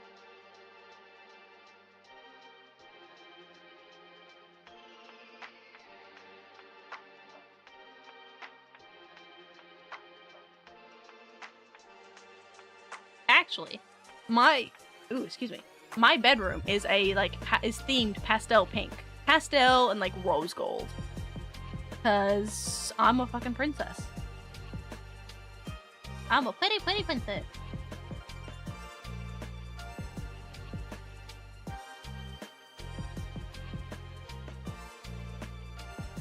Trying to like get this nice and vibrant, but I don't want to have it to completely wash out. But I also need a lot of color because this is gonna be my wash. In Monster Hunter, my eyes died that day. Oh yeah, my room in Monster Hunter World is bright ass pink and blue and all those good colors. Your VTuber hair is pastel blue and was periwinkle? Yeah. Yeah, I did go for a very pastel-y blue vibe with my VTuber. I'm still missing a space slug. Don't remind me, Matt. Their hair is pink. Okay, whatever.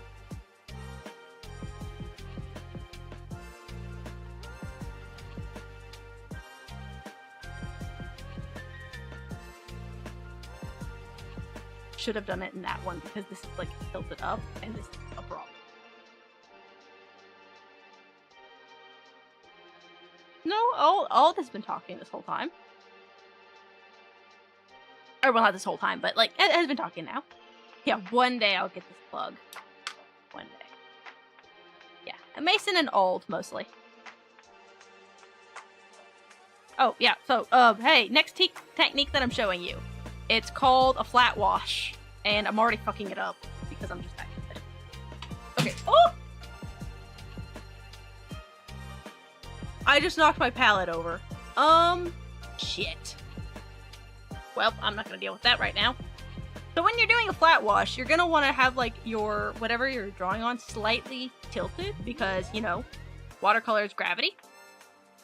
Watercolor is gravity. Water is affected by gravity.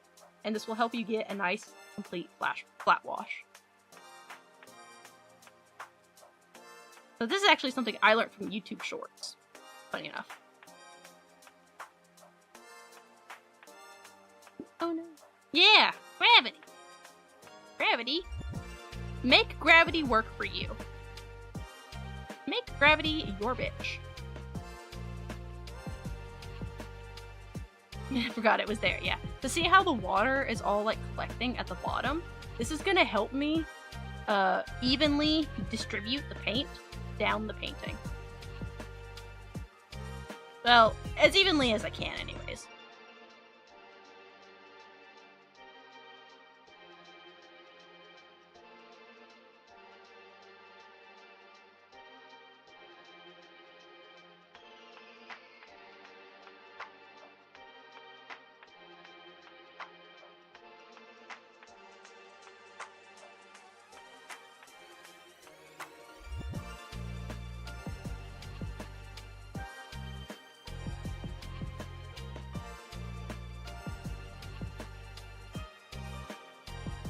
Trying to get as much of an even flat wash on this paper as I can.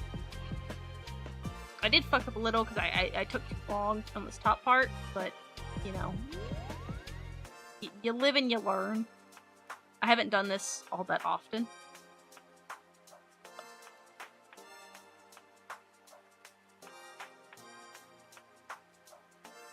And I have to keep it tilted to let it continue going down.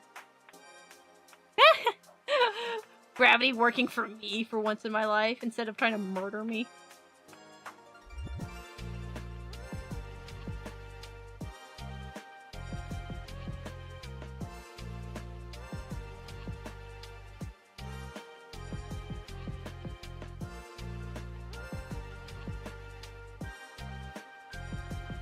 I want to work quickly so it doesn't, like, leak or dry while it's sitting on the edge.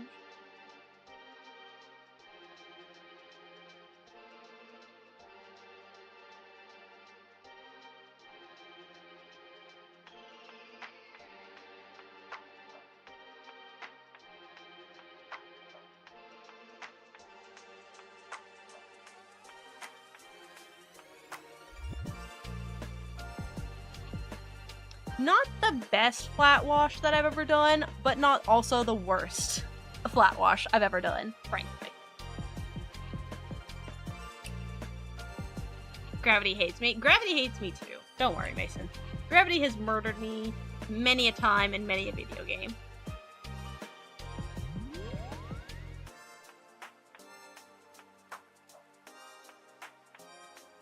Yeah, not the best wash I've ever done, but also not the worst. Also, this is so, like, desaturated in this light. It looks awful, but I swear in real life this looks way prettier.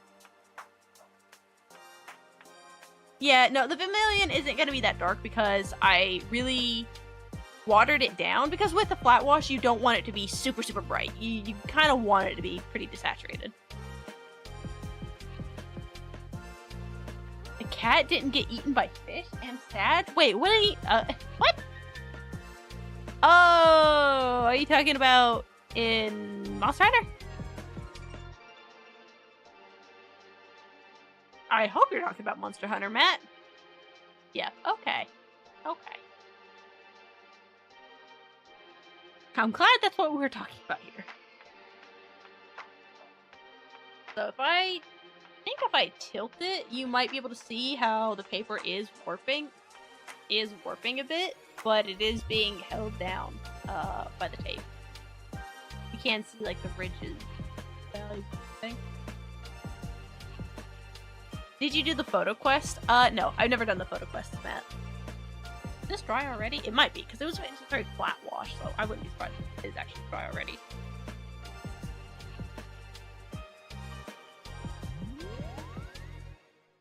Well, if you're on PC, I have a server of people, I'm sure, who would want to play. But I also don't feel like playing World. Well, you gotta feel like playing World if you want to play it. Or if you want other people to play it with you. The warping reminds me of the curve of an old TV screen. Oh, yeah.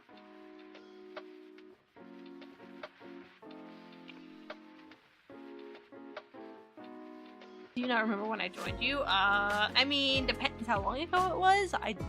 I have the memory of a brainfish. I do recall. I don't know what to paint. I went through all this. I did a flat wash, which I wanted to show you guys how, like, try the best way to do a flat wash, and now I don't know. Now I don't know. I didn't plan this. We could try and do like a sunset, maybe. Yeah, I was thinking maybe a sunset. Hold on.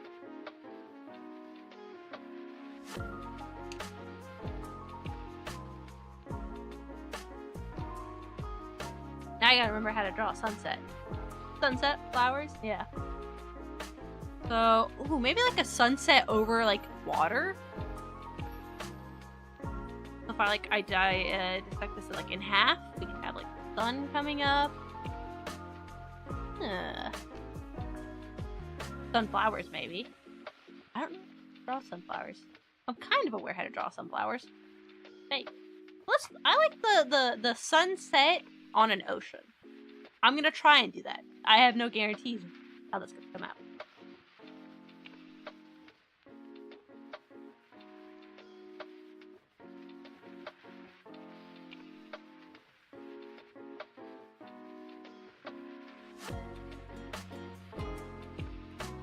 I'm actually gonna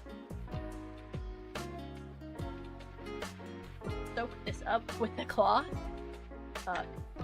Want it anymore? I mean, I kind of do want it, but I need to flip this around because, again, I'm working on limited space here, and I'd rather have this.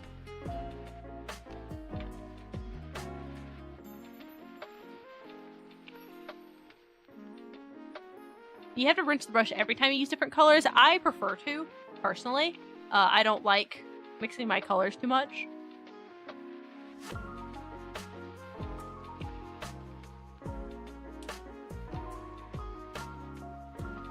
There are definitely some artists who can just like do whatever and they mix as they go and it looks really cool, but I'm not one of those. I like having mine nice and clean and separated.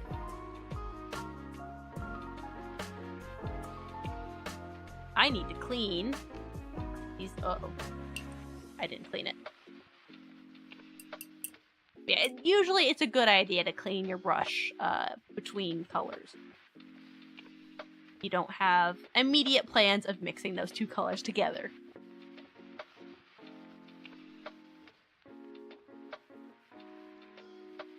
What type I am? Like, Pokemon type?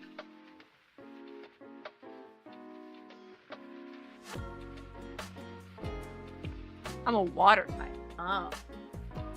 First, I've always thought myself as more of a fairy type.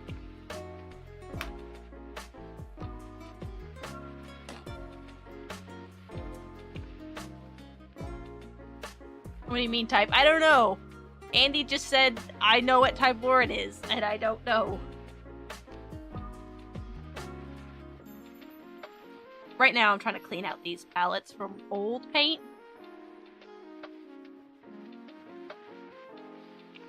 Yeah, since you struggle against Pokey, the lightning type. Hardy har har. Psychic? Yeah, I think Psychic would fit, especially with my lore. Psychic fairy type? Are there psychic fairy type Pokemons?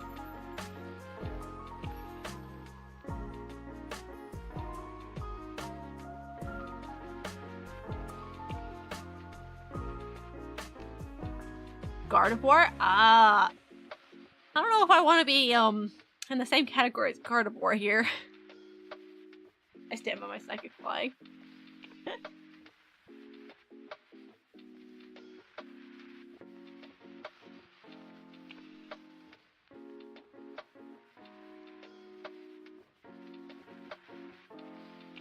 Pokemon types, I believe, guy.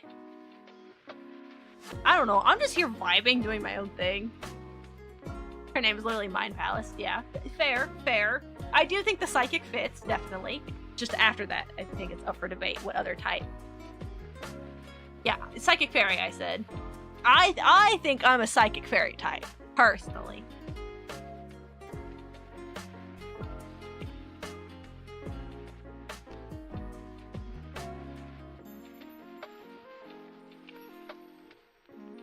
My absolute favorite Pokemon is a Fire Ghost type. I know Matt probably remembers what it is, but I don't know if you all... You also agree with Psychic Fairy? Yeah!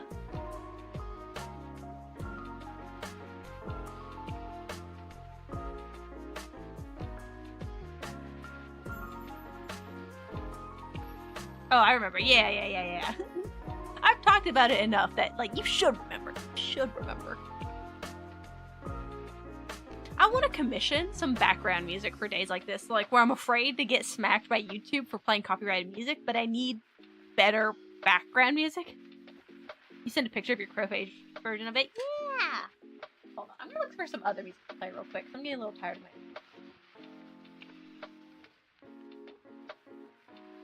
I mean, it's good music, don't get me wrong. I like my music, but...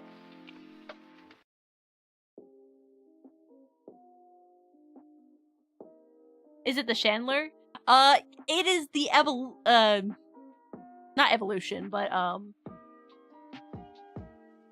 pre-evolution? It's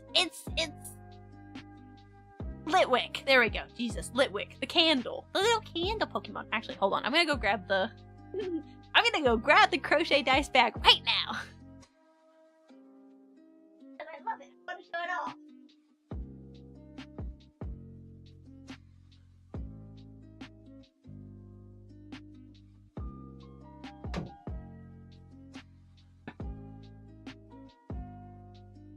Ta-da! It's my baby. It got dice in it.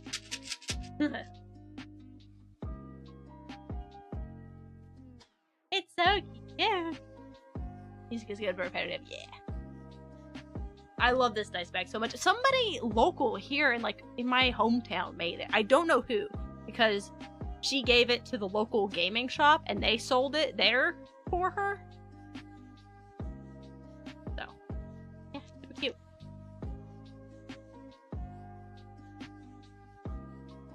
I got my dice. Oh, a friend of mine gifted me a set of elven dice.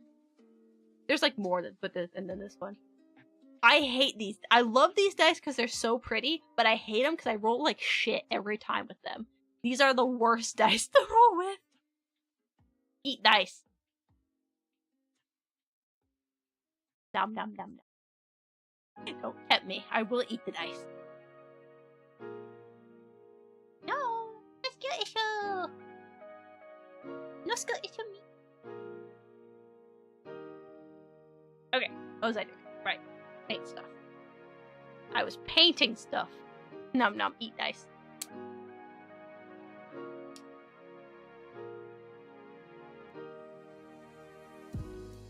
Waited 2 hours for this. Have you not been usually it doesn't take that long to get 250 points. You can usually get what is it called? Like the little bonuses you get for clicking on the box. You can usually get them pretty quick to do that.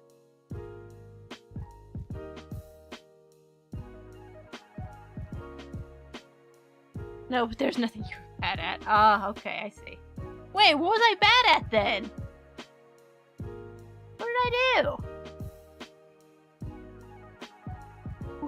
What has determined for me to get the skill issue now? Rolling the dice. Oh, well, it's not my fault the dice are cursed. Not my fault.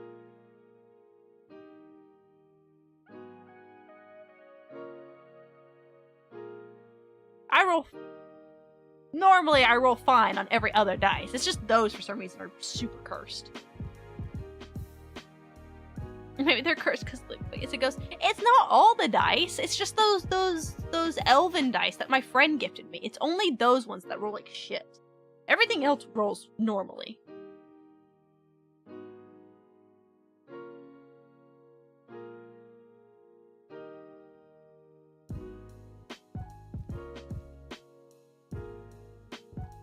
What?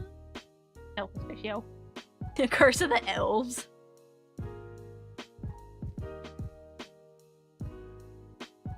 Hold on, I gotta take off the ring. I love this ring. It's a promise ring I got from my boyfriend. I need to take it off. Only curious what a dick.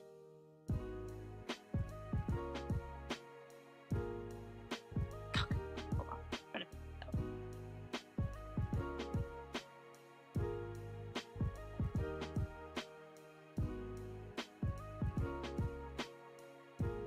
Oh, that's not a good circle.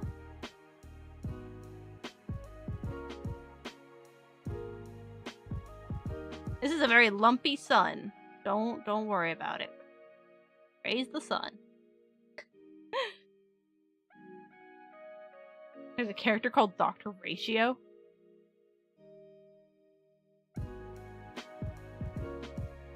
Dr. Ratio. That sounds like something from My Hero Academia. You know? Dr. Ratio.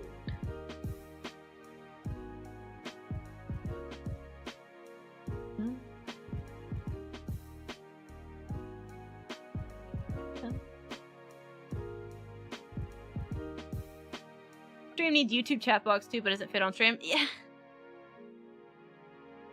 I agree with you, Mason. I wish I could have YouTube stream chat as well, but unfortunately, it wouldn't really work. I think it's Streamlabs that will actually combine the chats together in one box, but I fucking hate Streamlabs, so I'm not using it, and there's no plugin currently with OBS that will combine the chats, so Twitch chat it is.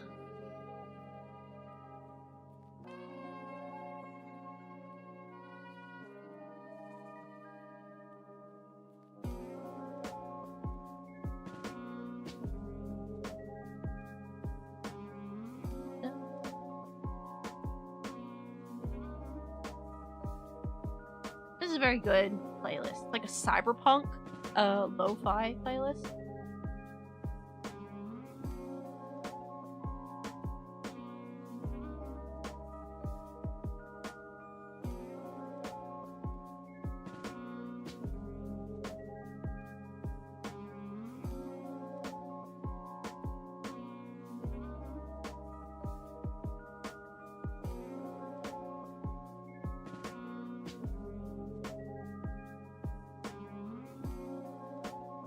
Calling it a night because I need pre-compression. I've used a lot of social energy. Alright, Andy. It was great learning about watercolors. I'm glad you had fun, Andy. You have a nice night. Decompress well. This is the most calmest stream I've ever watched. I don't know, I've seen some streams where people literally asleep in it. Those tend to be pretty calm. But I'm glad you are enjoying. I hope you're enjoying the calm stream, cheese. The wing.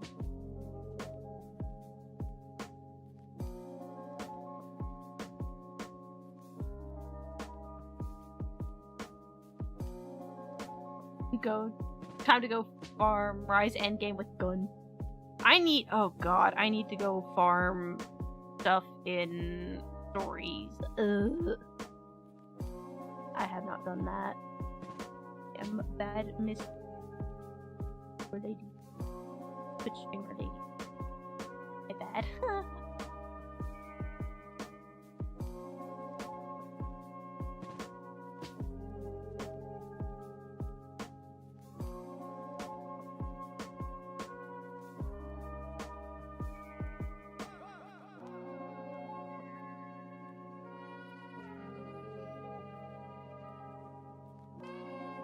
You know, the string was definitely a little roughed. Yeah, I finished Rise. Almost need 1,000 hunts in MR and 3,000 coins. Gonna finish World first. Oh, nice. I will hydrate and stretch in a moment. I'm in the zone.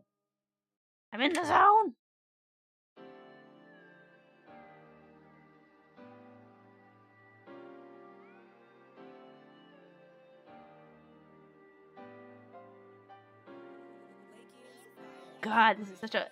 It doesn't look all that good on your guys' side. By YouTube. It doesn't look all that good on your guys' side, but I'm gonna tell you, this orange and yellow combo looks gorgeous on my side. I'm using my phone to capture all this, so unfortunately it's not that great. Sadly. Okay, let me stretch. Oh, I popped my back. Tiny sun. Yeah, it's because it's wet still, but once it dries, it should be better. Looks nice. It's vibrant. Yes. Very nice and vibrant. Found the wrong thing.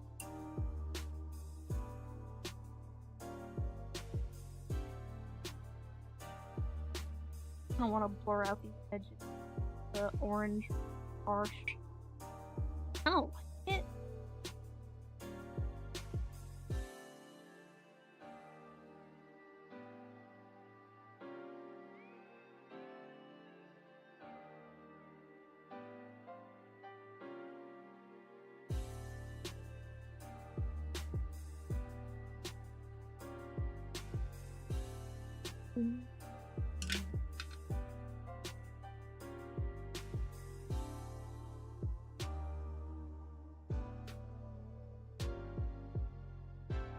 I think I've got the sun.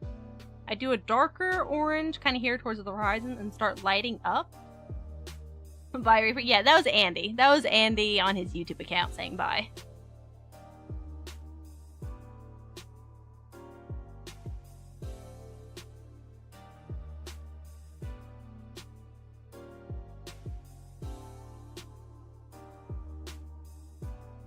I'm trying to do like that cool streak that people do. The sun is reflecting over water. And I don't know how it's going, but I'm gonna try. I need to make it like thinner towards the end.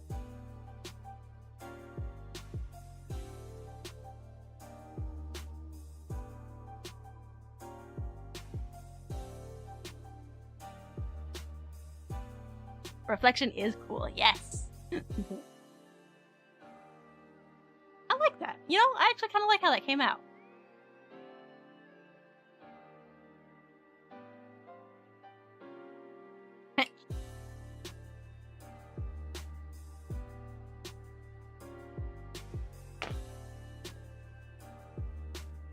Oh, it's also good to, you know, clean your brush in water, but also, you know, clean it with a towel.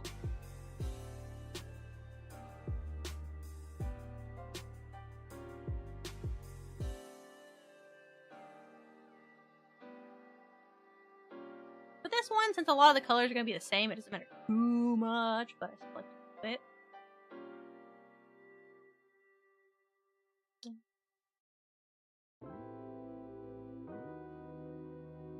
Yeah, right now, this is definitely the more chill out, I just paint time.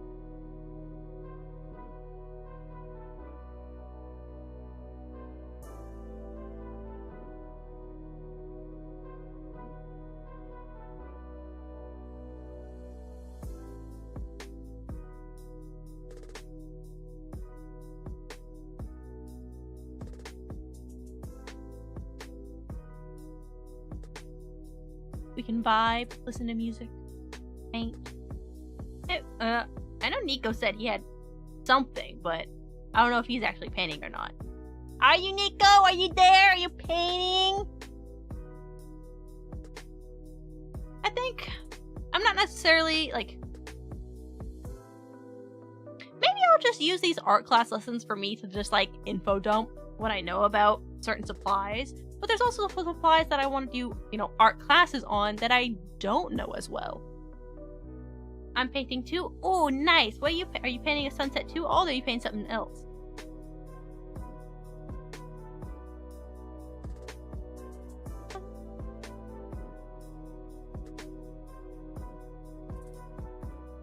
I'm not. You're in bed. Oh, okay. Fair enough. Fair enough.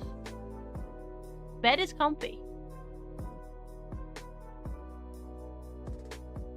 Bed is comfy and cozy and warm.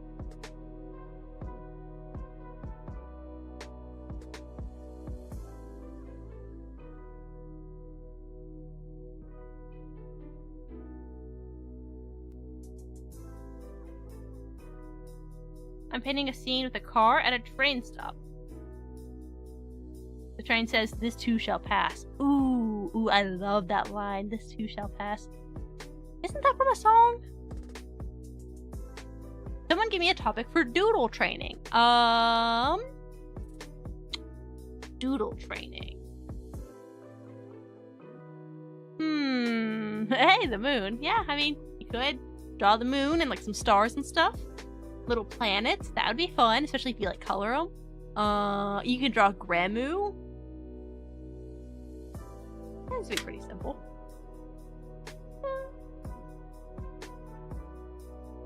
Okay Go did a song called that. Oh. Gramu fan art. Listen. Listen.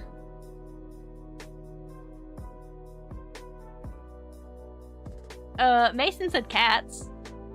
Draw some kitties. Some simple, cute little kitties.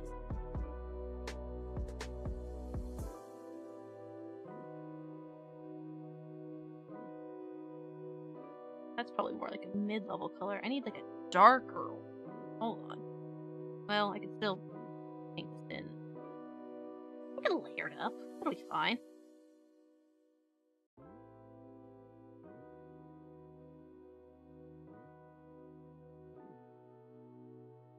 Yeah, that's what watercolor's all about. All about layers.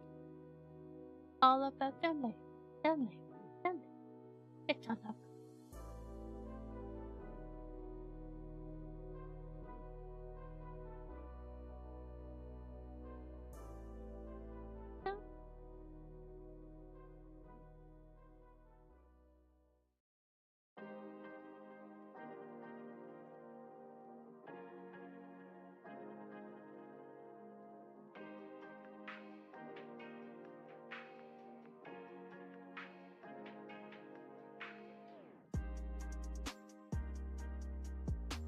Monster Hunter Kitty? Yeah, you could.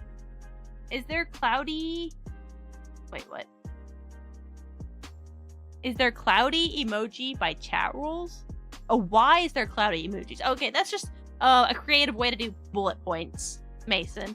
Because you know how normally there's like bullet points? Some people like to do specific emojis for their bullet points, and I just did clouds. It fits my theme. Yeah, the painting looks so nice. Thank you. Ooh, burnt sienna. That'd be a good color. Use that.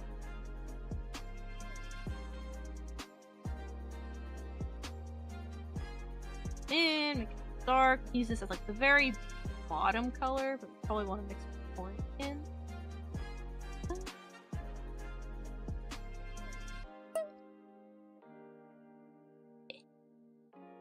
Speaking of, we need to make. Oh yeah. Oh yeah, you interested in the lore part of Evil Game I tainted your PC with? It's actually sick. I heard some stuff about apparently the League of Legends lore being like really good. Some friends of a different server were talking about it.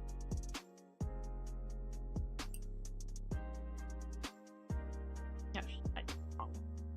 I'm trying to get more paint.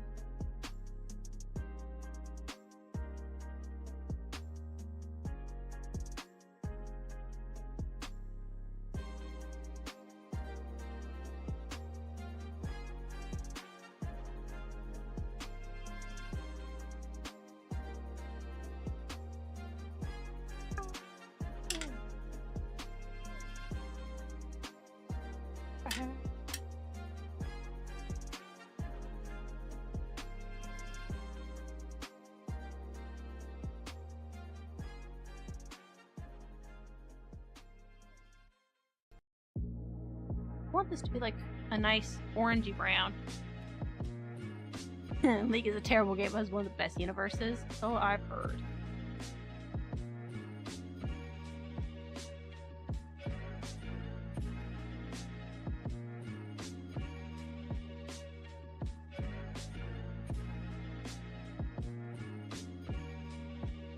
Why is chat so quiet? Probably because I'm being quiet now. So many people left stream here. Yeah, I'm being quiet because I'm focusing in on the art. So I'm not as chatty, and so chat is not as chatty.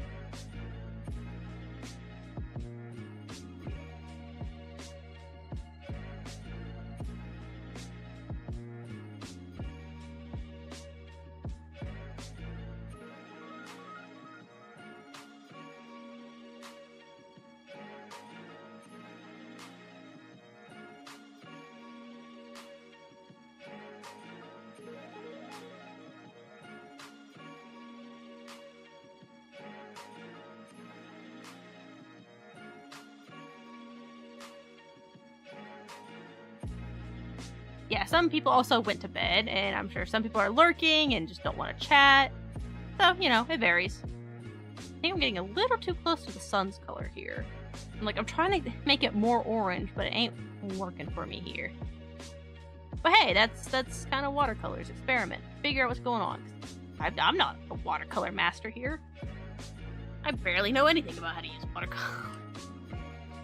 I only know like a few cool tricks, and that's it.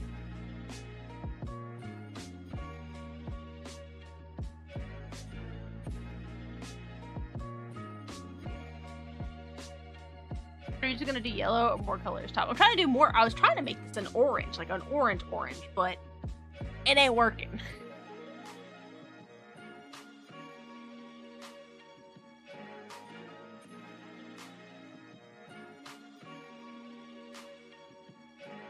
I wanted this to be like a really orangey color, but it...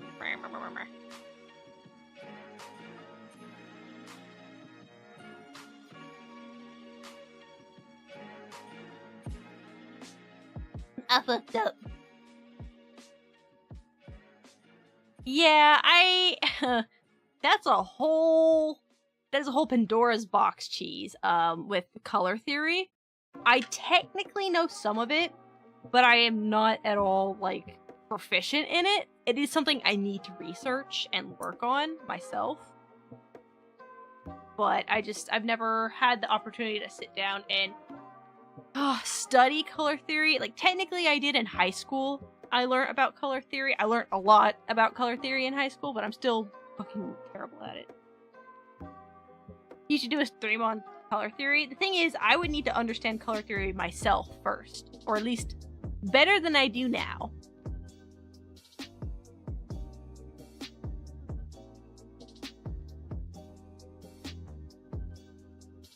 Oh, I didn't mean to do that, but here we go.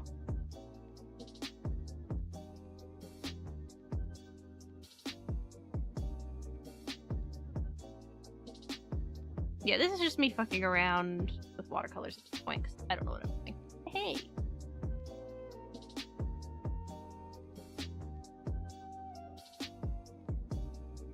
Mostly with color theories, understanding how colors work with each other is the big thing.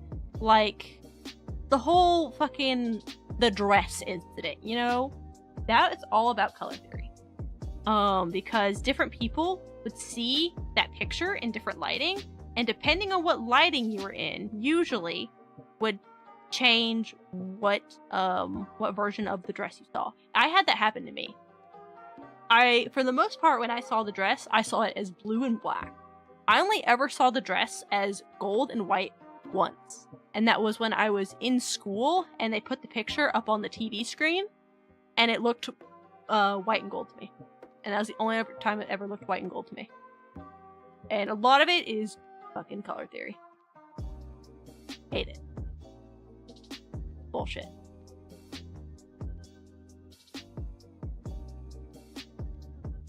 Color theory is bull. It is such confusing bull. But it's so necessary. Doesn't digital art also look different colors for certain devices? Yes. That literally happens to me while I'm streaming digital stuff. Because how colors look on my art tablet while I'm streaming looks different than the colors look like on my main monitor. Because, you know, I'm drawing on my art tablet, and I have OBS on my main monitor. I'll look at something on I'll look at a color on my art tablet, and then I'll look up, and it looks completely different. Or, not completely different, but it looks noticeably different on my main monitor.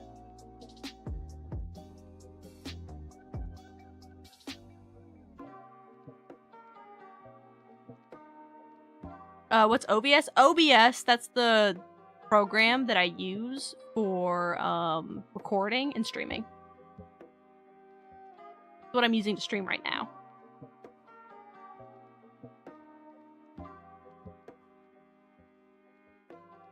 I might have said, it might have sounded like OBS, but I meant to say OBS. This looks like shit. It's okay. It's okay. Because I'm not, like I said, I'm not a watercolor master. I am a watercolor baby.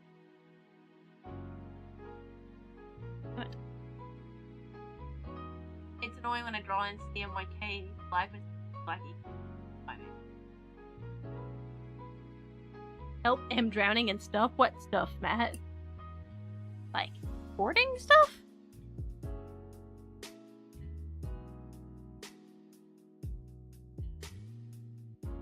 It's stuff to do. Ah, yeah. I was curious. I was like, okay, Matt downloaded all those VODs. What is he planning to, like, do? Is he planning to, like, go back through them all?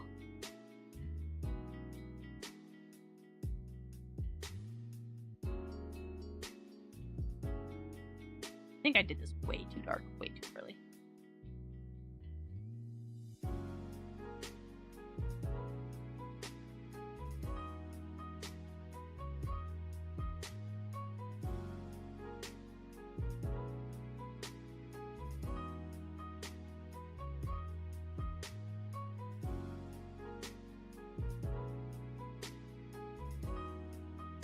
What's the first thing on your name?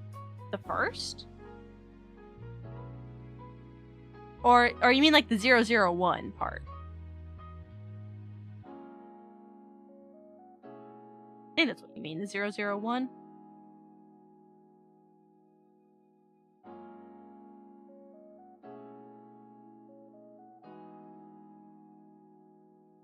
Oh, Matt. Oh, for Matt. Okay. Zamat.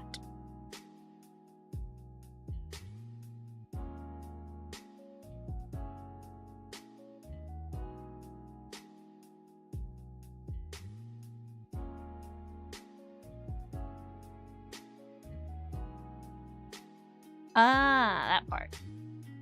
Yeah, he was one of my first subscribers, so he got a founder badge.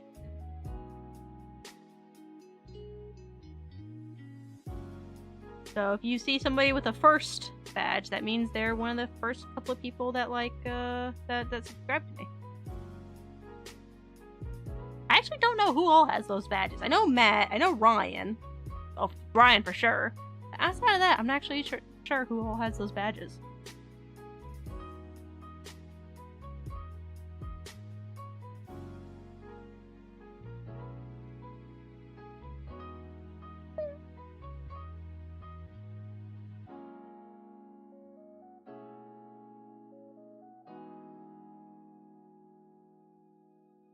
Water looks great so far. I'm mixed on it. Nico, should I think? And Gona. Yeah, Gona kind of disappeared. Hope he's good. I hope he's doing okay. What if I try mixing purple at like the very top? It might destroy this, but I'm gonna try adding some purple because purple's a good. Violet, probably violet. I think better. Saw him online in Discord not too long ago. Anyway, VODs.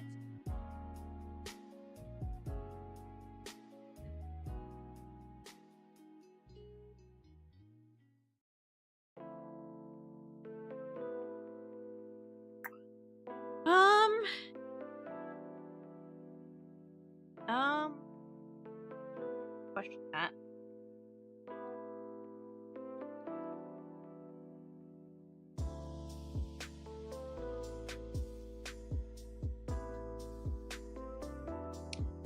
Like, are we just talking about the Dark Souls VODs or all the VODs in general? Like, all the old VODs in general?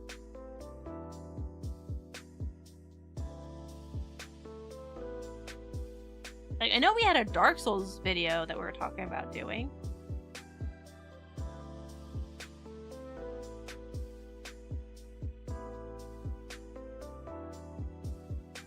All besides first art and special streams. The yellow looks darker than F4. Yeah.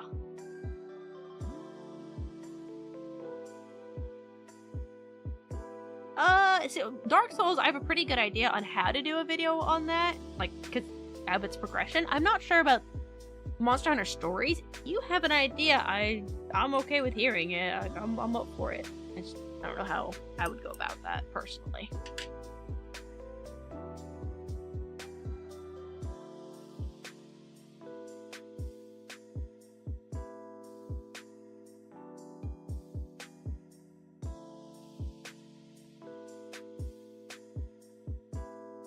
Oh, this doesn't look horrible when I mix the purple in. So I want to put the purple on the top.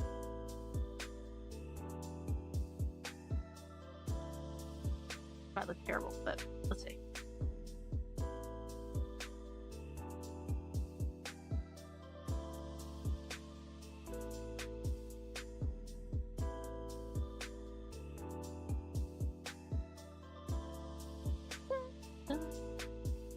Bye, Lauren. I'm gonna leave now. Alright, Mason, you have a nice night.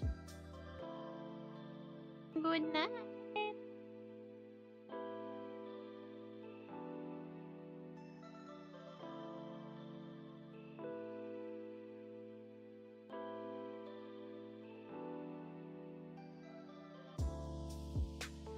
Depends a little, I did more in the Let's Play style with highlights, light cutted for.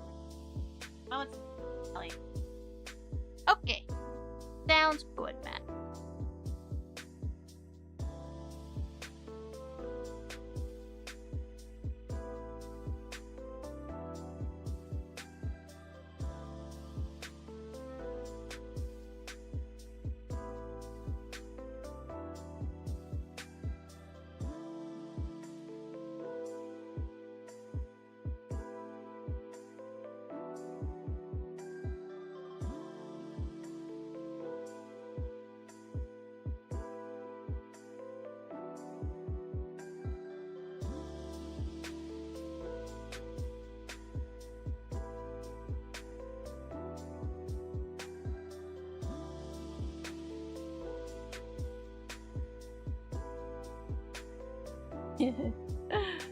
Oh my god. I like watercolors. I just don't know how to use them all that well at times. I would like to play with them more. You know, I just don't have a whole lot of experience with watercolors, frankly. I just don't use them a whole lot.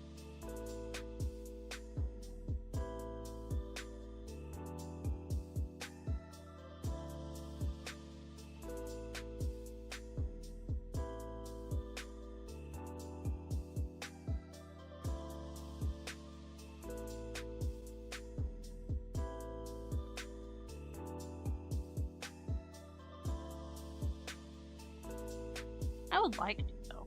I just never know what to do with them. How one part?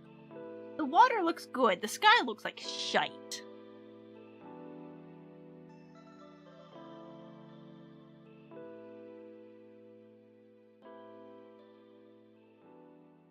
Was it supposed to be darker in the middle, lighter towards the outside? Probably. That's probably how you're supposed to do it. But who cares? Who cares? I play with watercolor. I happy.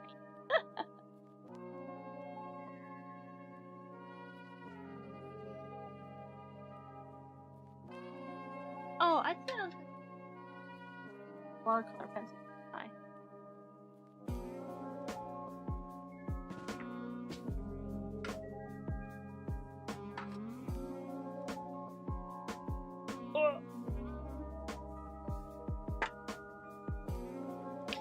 Here are my watercolor pencils.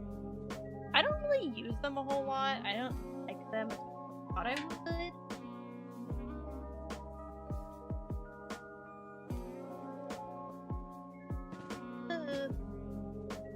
I am still out of space.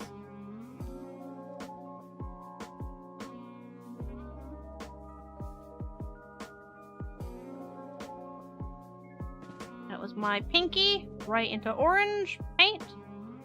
Yeah, it's really hard. I was monster hunting. How goes the monster hunts? Verna? Look at the pretty sun. We're working on it.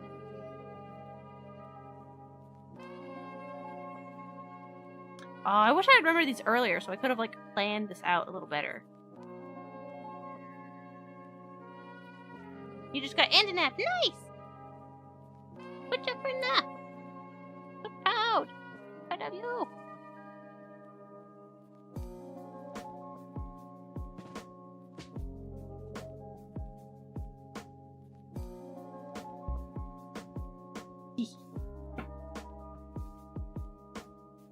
What weapon are you using, Berta? That is a good question. I could probably fix this with wash, but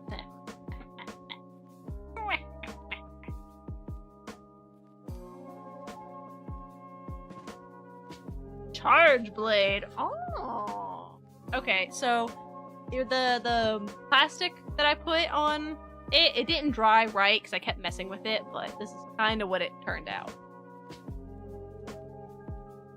It made a nice little texture. Had I not messed with it, it would be much more pronounced. And then the salt. The salt did a great job, frankly. I didn't expect it to do that good of a job. When I barely put any water on it.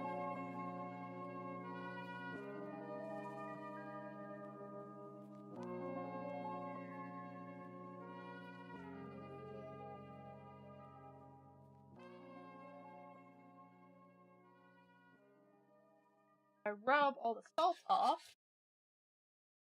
Lovely.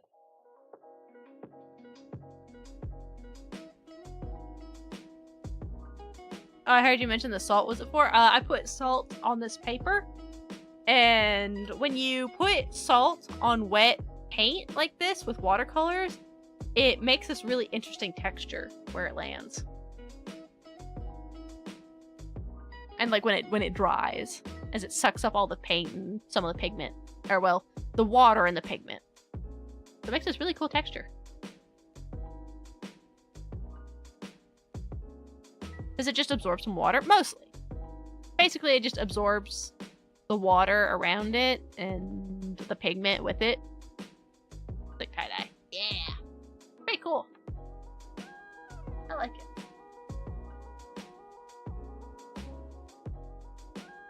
I hate sunset. Oh, it's still wet. Oh god.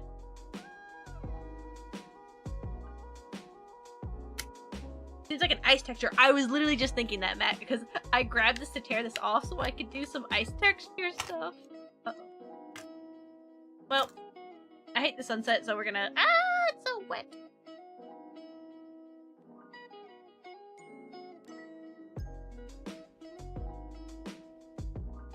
There you go. Also a good reason to take your stuff down. You get a nice border. You don't fuck it up like me. I'm gonna go put this in the rack.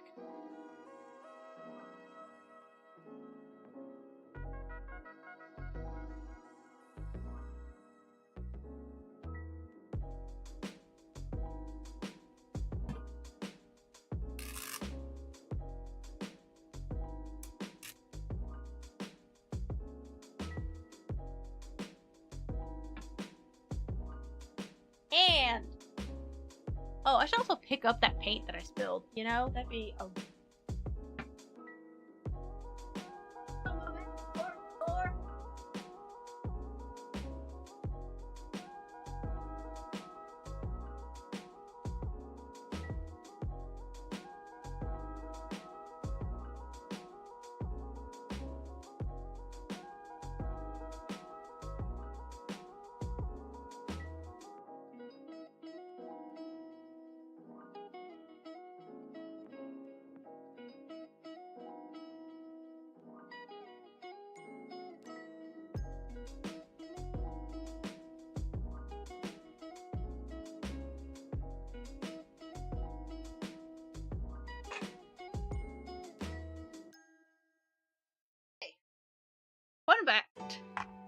most of these can come out of their trays.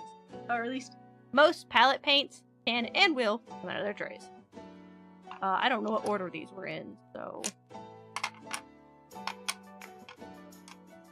Not all of them.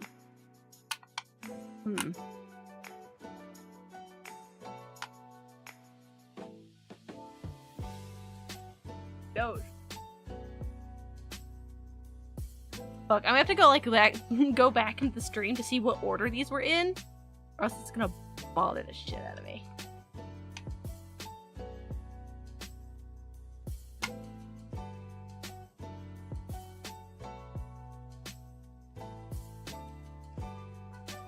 My hair. Oh no, maybe these are all of them. Oh, it is all of them. Okay. Well, I don't know what order they were supposed to go in, so... I'm missing one. Never mind. Oh! Hopefully remember to look for that later.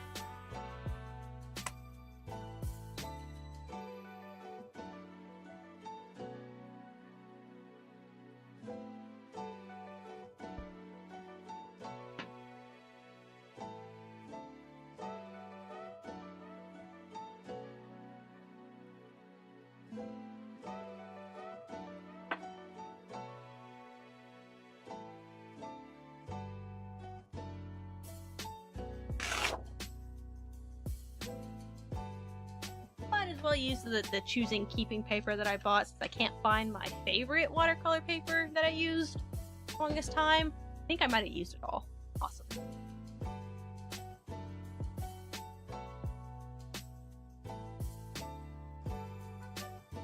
I'm gonna try and clean out this palette real quick. Normally you want to take this to the sink and just like Hail Mary water it, wash it that way, but I'm going to the sink right now. I'm right here. This is good. Good music. Good background.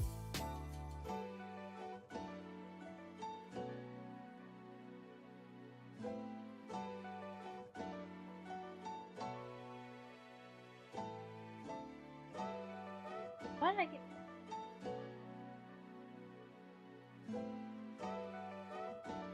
Alright, the washi tape did not work all that well in terms of getting it down. Hitting the look at the last guts over there.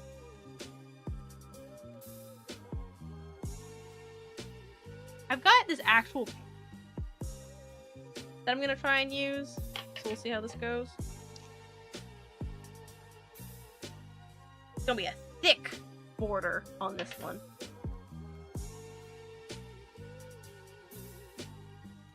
Like painter's tape meant for your walls that I took from my parents after we finished painting the house.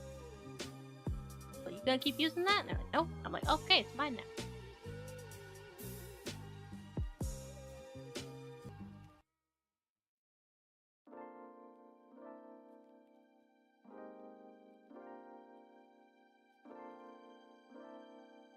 Me and blue painter's tape have beef? Why? What happened? What happened between you and painter's tape?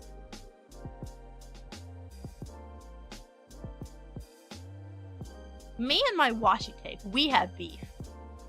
It really is hard to draw when the paper is always moving. Yeah. With paint, it like warps the whole sheet and it gets really annoying. It always eats or tears my watercolor paper. My teacher in my painting class, he taught me a pretty good trick about how to remove the tape on, like, especially with this tape, how to remove it with little to no tearing to your paper. Or minimal tearing, I should probably say.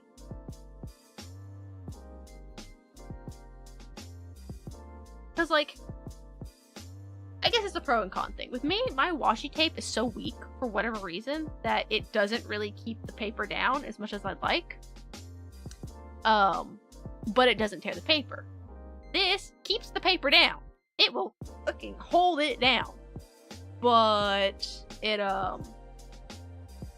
will rip it.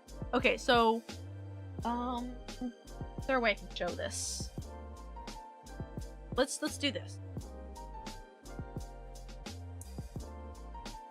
how he taught me. So we're gonna tape this to the edge like we would if we were it really is worth it. Yeah. Okay, so alright, so you got your piece, you finish painting. What he taught me to do, take the edge, you curl it. Oh, welcome to Mind Palace, Sonic. Hope you enjoy your stay. You curl it, and then you pull. Oh, how was it? It was really, he did it really well. I'm trying to remember how he did it. So instead of pulling straight up, this one's not sticking as well as I'd like it to for this demonstration.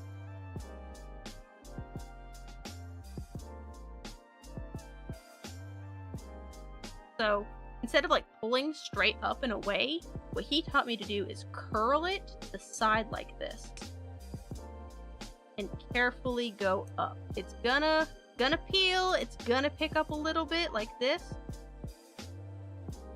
but if you pull up like this, it should reduce the amount of peeling.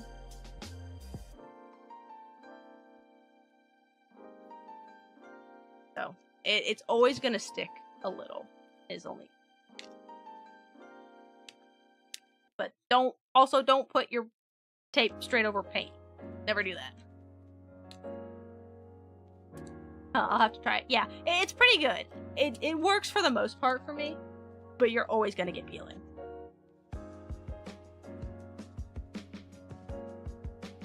I use clamps and weights on my easel. Ooh, yeah. I have an easel, I just never use it. It just doesn't work for me. I mean, I'm so used to painting stuff flat that an easel just feels weird to me. Though I guess if I ever do like oil paint, because I own oil paints, again, I don't use them, I should probably use an easel, especially for easy maneuverability.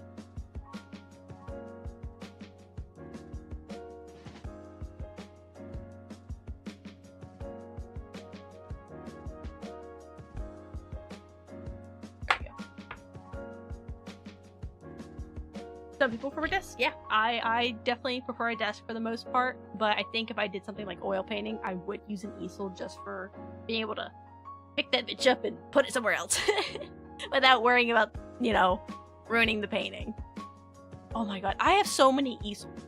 My mom, bless her heart, okay, my parents, bless them, they know I'm an artist, and they support me, which I love. You know, we love some supportive parents here, but they don't understand what I do art-wise.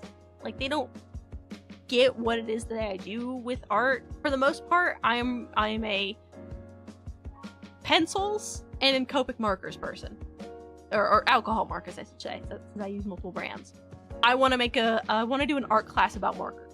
I could talk your goddamn ears off about alcohol markers. I will hold you all captive to talk to you about alcohol markers. That is my passion topic. But I'm mostly a, you know, draw, like pencil person and alcohol marker person, and then very lightly into watercolor and other stuff. My mom, whenever she sees canvases, like, for sale at Hobby Lobby or Michael's or whatever, she'll buy them for me. She's like, here, I got you these canvases. And I'm like, thanks, as I don't fucking paint. My mom was an acrylic art girly. She doesn't get watercolors or markers at all. Oh, man. Oh, yeah, it is very sweet. I love her for it. Like, they don't understand it, but they try, you know? They do genuinely try. Draw Gramuano. Like, there was this one Christmas, I think, where they bought me, like, this art set. Like, you know those cheap, like, $20 art sets? If you're ever the art kid in your I'm looking at my phone, and I'm doing hand gestures, but I'm not doing it in frame. I can handle it. You know, if you were the art kid in your family, you would get those cheap-ass art kits with shitty colored pencils, the shitty markers, and all that. My parents got me one of those, except it was a really, really nice one. Like, it was a genuinely expensive, nice set. It had acrylic paint, watercolor paint, oil paints, 3 different types of like three different types of paper pads. One for acrylics, one for oils, one for watercolors. Had all these different pencils. Like, it was a really nice set. But I'm sitting here like thinking in my head, I don't use oil paints. I don't use acrylic paints. I guess I'm using them now. Yeah, I totally get the canvas by. They are sweet. Yeah. So I have a bunch of like, it's like this brand. The USA Art Supply is what my parents got me. So I have a bunch of USA Art Supply oil paints and acrylic paints because of that. And they bought me these like really expensive Arteza acrylic paints. And they're really good acrylic paints. Like, they're genuinely nice acrylic paints. I don't know anything about acrylics. I don't know anything about them. They also got me, I thought I got part of my watercolor presentation. They also bought me these Arteza watercolor brush pens. I don't get this. I don't understand them. So I don't use them.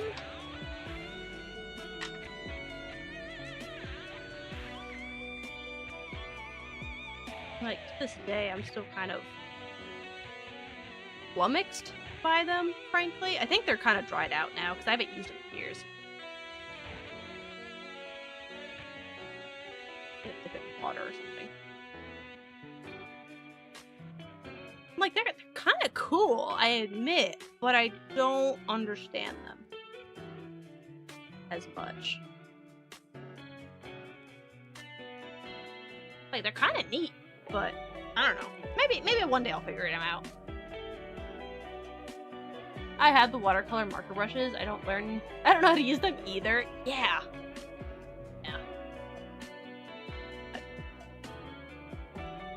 So they're kind of neat. Like, just playing around with them, they're kind of neat.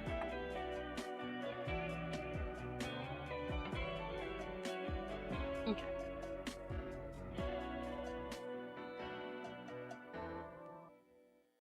I'd be drawing some Sonic the Hedgehog art, and I got a box of 96 Crazy Art crayons with built-in sharpener. Ooh, good old Crazy Art. They're not the greatest brand, but they work. They work.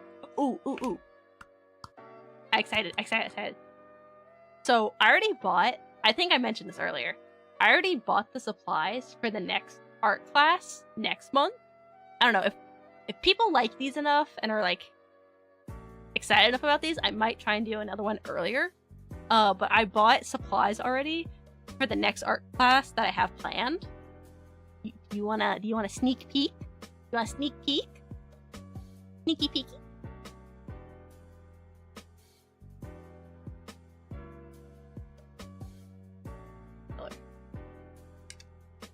Eee, sneak peek.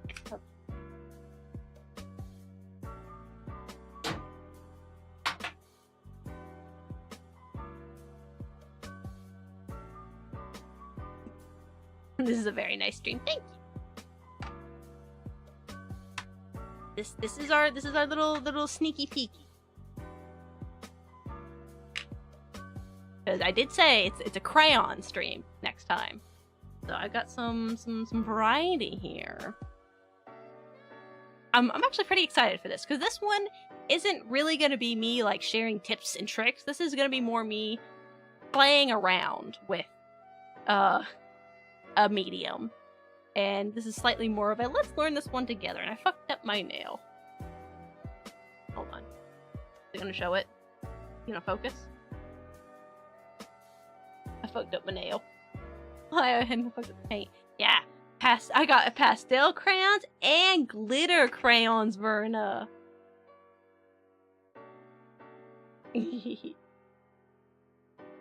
And I got these cheap-ass dollar store Imagine crayons. And I got these, special crayons. I'll explain why these are special later on. And then I got these, they look different. They look a little different. Okay, that was our sneak peek.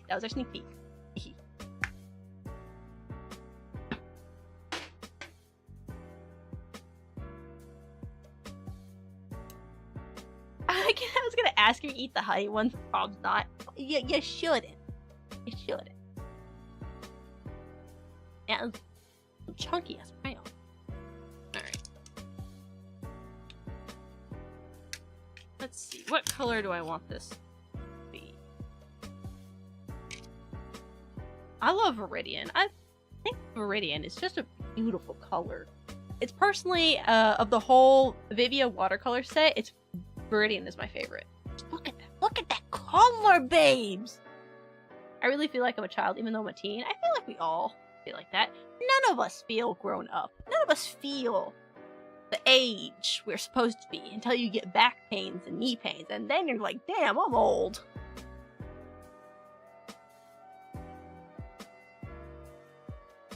It was nice stopping by. Alright, Sonic, you have a nice night.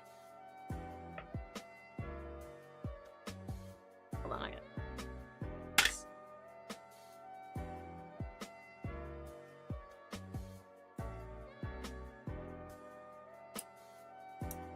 you too, good night. Good night.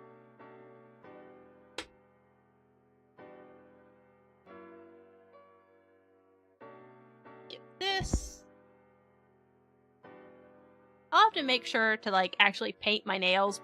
Like, I had planned to paint my nails yesterday, so they'd be ready for stream today, but then I didn't. I didn't. Color! Look at that color, babes!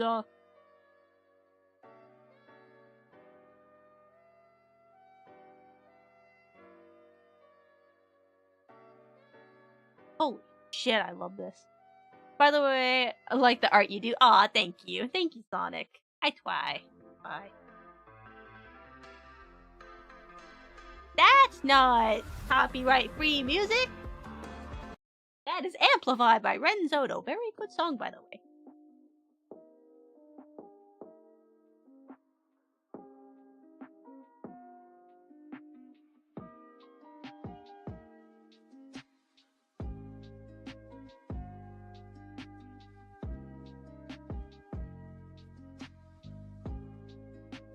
I should probably do this straight from the palette, shouldn't I?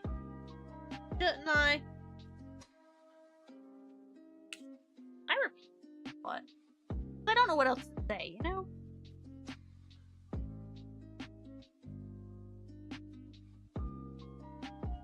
I wonder. We know how long Brian, friend of the channel, Smooth Brain, how long he's been streaming for? Like, has he been streaming for a year, 3 years? Like, how long has he been streaming? I'm curious. He's very good. He's very good at what he does.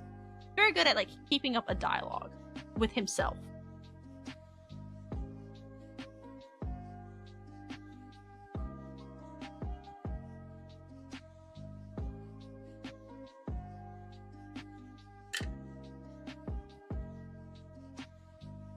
Alive? Oh wow, he is. Oh wow, he's people. Oh.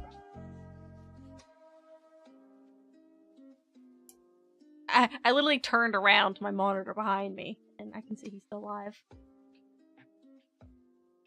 Alright, let's try and do a flat wash properly again this time. An eyelash stuck. Okay, there we go. You want to have clean paper. Clean paper. I almost flipped this brush onto my very nice pajama pants.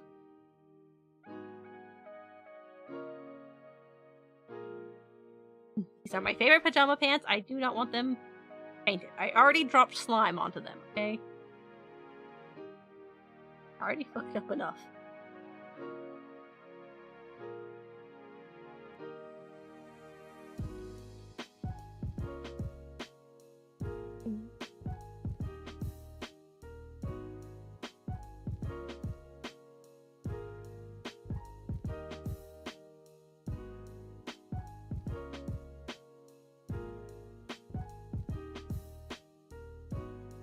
When you make a piece, do you already go into it with an idea ahead, or you just kind of let it flow? Right now, I'm just doing a flow thing. Sometimes I go with an idea in my head. It depends what I'm doing. If I... when it comes to watercolors, it's hard for me to figure out what I want to paint because I don't know what I'm capable of painting. So I tend to just go in and wing it most of the time.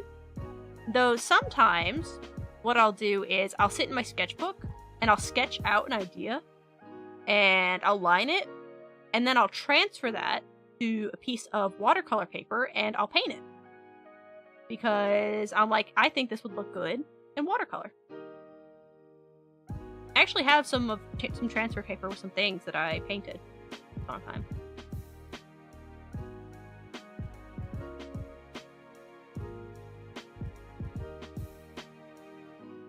I shouldn't have gone back, but I think it's okay.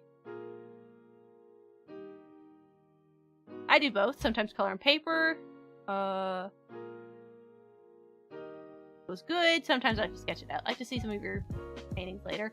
I don't have a whole lot because I don't paint a whole lot, sadly. I do have some paintings left over from high school, though, actually. Brian says he started last year. Affiliate was hit June 2023. Oh, nice. Yeah, funny enough, I also started last year. I started streaming seriously in January. Like, I technically was streaming kind of in like December 2022, but I seriously started streaming in January of 2023. I think I hit affiliate around February or March. But I actually still have some of my old artwork from high school. And I still have my old sketchbooks. I kept all my sketchbooks from high school. But that's a subathon goal to look through those. And look how nice this flat wash is. Like, holy shit. Nice. Oh, shit. I wanted to put salt on this. Are you still wet? No! It's not wet anymore. Actually, I can make it.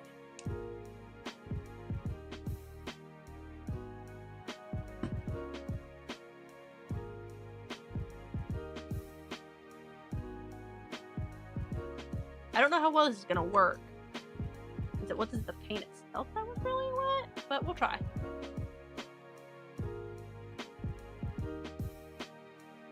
Brian, he's very good. I feel like he really knows how to hold a conversation with himself and like keep up the dialogue in a really good way that I envy. Really.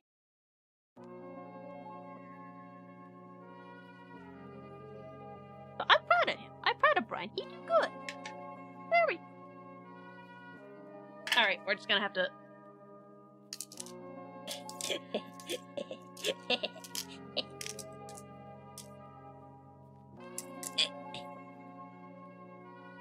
This is some very crunchy salt!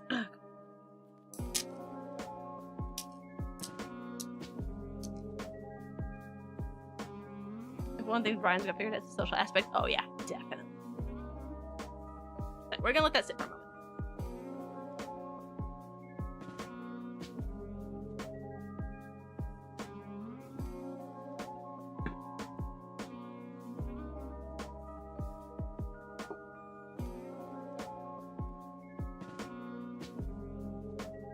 So here are some other paintings that I did when I was experimenting with watercolors. Most of these I actually just traced the flowers and stuff because I just wanted to play with painting. The rose is actually one of my favorite. Flower. Had this like lotus, whatever. And I did this other lotus. So these were just a few little watercolor paintings that I decided to randomly experiment with. I wanted to try to get back into watercolors. The rose is super cool. Yeah, it's my favorite. And then these were the transfers that I did. And then I also did some... These are old drawings, so forgive them.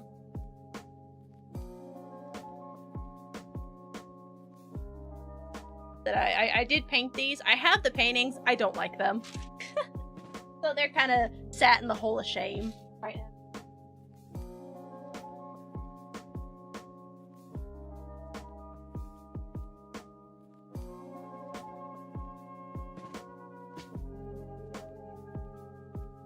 The emotes look so funny, not in a bad way. Well, I kind of want them to be funny. I want them to be entertaining and fun for you to use. So I'm glad you find them funny. They're supposed to be funny. And that was my intention. Am I gonna just sit here and let the salt go? I want to do the salt, have us like a good salt texture, but it takes time. It takes time. Oh wow, we've been going for 3 hours. Oh. Do the cool thing faster. Do it faster. Be cool faster.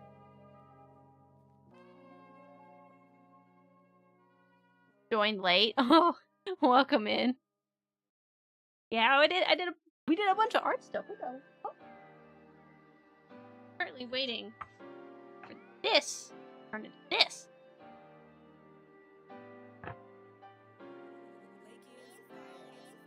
Maybe I'll use some of the gouache with this one. Hello. The gouache is cool.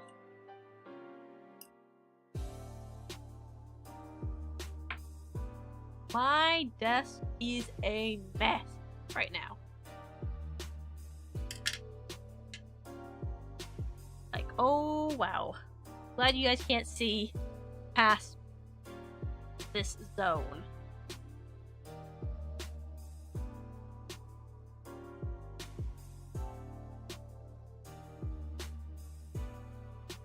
This is how the water is looking. Hold on, tilt it. You can kind of see the murky water.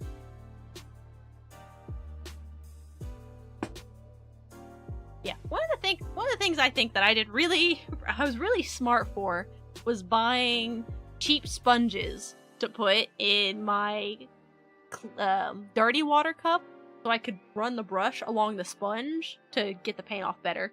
I felt so damn clever for that. Delicious drink. Tasty mystery water. Chug chug.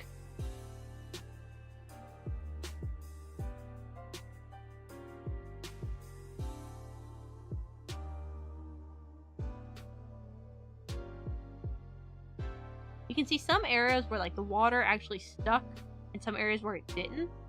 Like some areas where the salt is actually doing stuff here and some where it isn't. So this should come out interesting once it does its thing, which I don't know how long that's gonna take.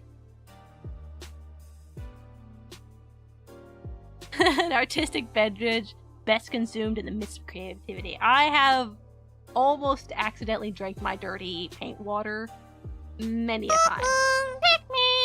Pikmin!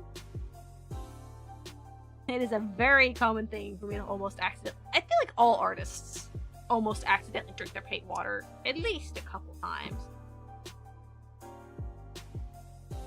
It almost feels like a requirement to be threatened with dirty paint water.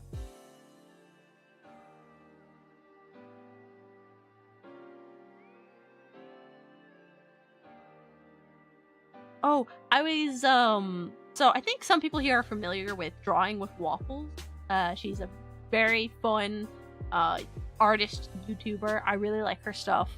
I was watching some of her videos recently, and she does, the series where she takes every single art supply she owns of a singular color, like blue or green or pink, whatever, and then she draws a piece using every single supply of that color.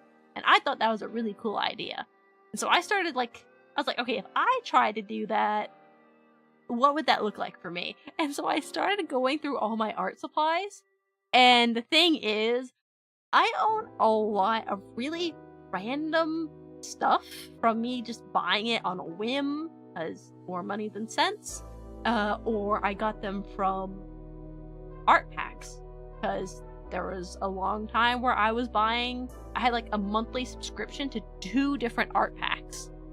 Palettefull Pack and Scrawler Box. And they'd send you some random shit. And so I was looking through it, I was like, oh, if I did that, I would have to really cut down on the entries of who's allowed and who's not in this. There's some things that I'm like, I don't know if we could use that. I don't know if we could reasonably use that. But it is a cool idea, and I think that would be fun, you know? I grab every blue art supply I have. And, you know, that includes paints, pens, like ink pens, alcohol markers, crayons, pencils, all kinds of paint, oil pastels. I have like ink, like what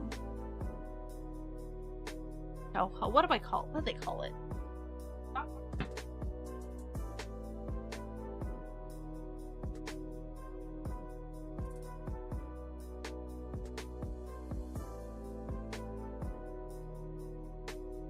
Oh, it's Bombay.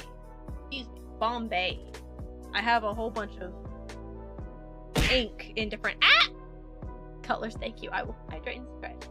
So I have a bunch of like Bombay India ink in a whole bunch of different colors. I bought these again once on a whim at Hobby Lobby. I never really used them. I've had them for so long. Did these expire? I don't think so. Oh, they're non-toxic. Chug chug.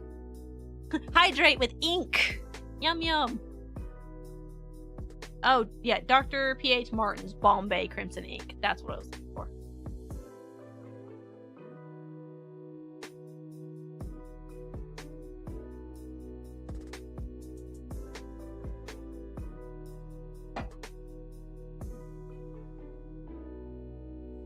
Paint can expire. Some paints can, yes.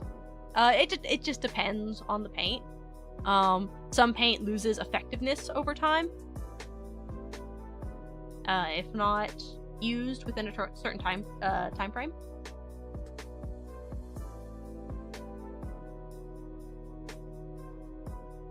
So yeah, paint can absolutely expire. Most, though, tend to have very long to infinite shelf lives if they're kept in like good containers. So it's usually not a worry. But there are definitely paints, like, there's this paint called Black 3.0. It's like one of the darkest black painter's paints that you can get. You have to use that shit within like a couple months or it completely loses its effect.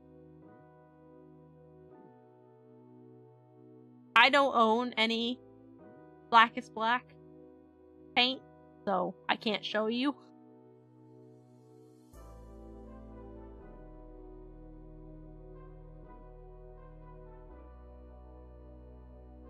Fly faster! Do things faster!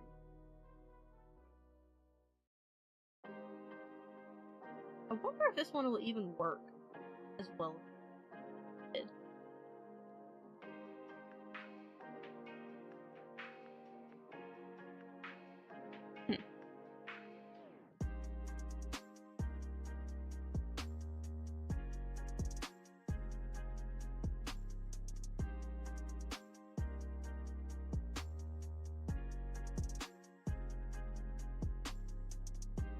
My god, this room is a mess.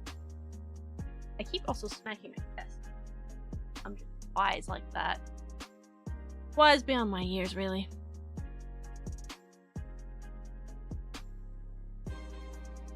Well, if anything else, I hope you enjoyed seeing me geek out a little bit over my watercolor supplies. Watercolors, they're fun. I like them. They can be frustrating because they're a very uncontrolled medium. Like you can't control everything watercolor does. And the harder, I always have to remind myself, the harder you try to control watercolors, the more unhappy you're gonna be with the results. Because it's a very fluid medium. It's water. Kind of does what it wants, and it's not gonna listen to all that much. You only have so much control over it, and you just kind of gotta let it do its own thing to a point and just enjoy the result, you know? So I have to remind myself of that. That's not a medium where you can control every little thing, like with oil or acrylics, you know? It's a bit too fluid, a bit too watery.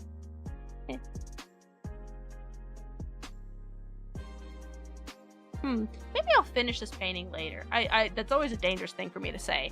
I'll finish it later, because I usually don't.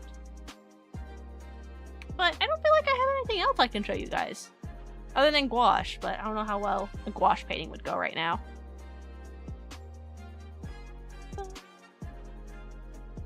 Do you think brick walls is easier to paint on? Hell no, brick walls are awful to paint on. I mean, well, it depends on what you're using. If you're using, like, spray paints, it's fine. Lauren, have job for you? What? What, Matt? Personally, for me, paper's easy. Because paper is one flat, perfectly, well, pretty uniformly textured surface. Meanwhile, bricks are super porous and bumpy and lumpy and awful to paint on. Awful. I send sketch and you have to be very supportive. I can do that. Send me sketch.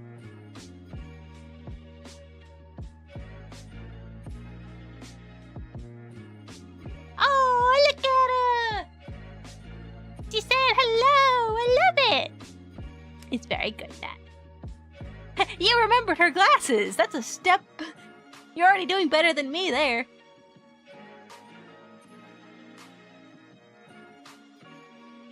You got the widow's peak and the hoagie and everything. Yeah. Oh, I was gonna ask Galaxy if I could digitally paint her troll Sona that she made for me. My troll Sona, you know?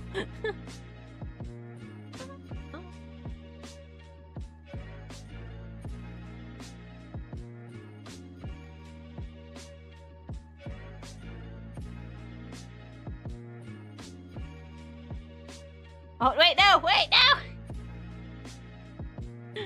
Sound like Gremu sketch. Yeah! Yeah, Matt made a little sketch of Gremu and sent it to me. He remembered the glasses. So, like, he's already doing better than me, frankly. Crayon Gremu masterpiece. Yes! Yes! Yes, girl.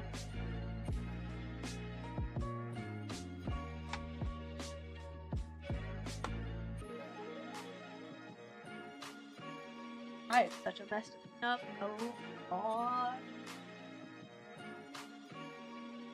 Okay, I just want to show off the gouaches a little bit, and then we'll probably end for the night, because I don't think that thing's gonna dry in time for me to do what I want. Let me get the little watercolor pads.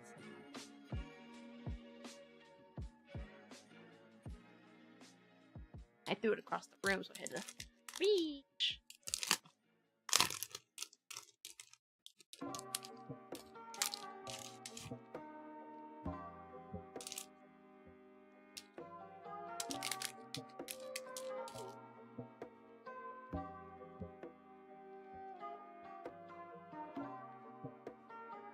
Actually, where?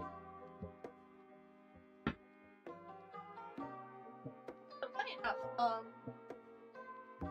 hi, Galgi.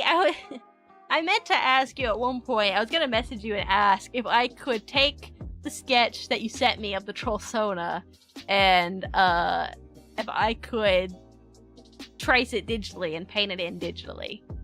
You know. This is the tray that came with, this for mixing. Having a pink tray is not that good. Sure. Thank you. Okay. Yeah, I'll do that later. I will do that at a later point in time. I just didn't think to ask. I was like, oh, I should probably ask Ellie that. What was I doing? Oh.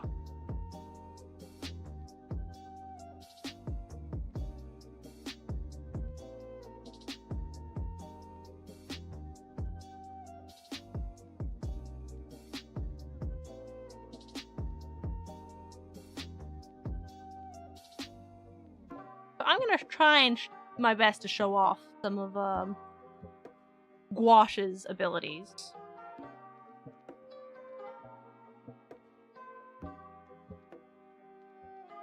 The gouache is very similar to watercolors in that you can water it down and make it quite I do it for you to do what you want with it. Okay. Yeah, some people don't like people, redrawing their art or, messing with it. So I just want to make sure you're good with it.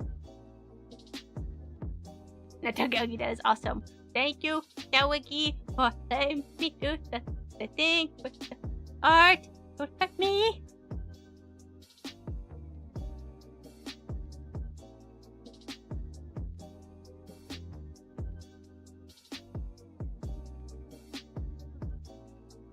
But yeah, it's very cute. I love the Trollsona. So I wanna color it in and make it digital.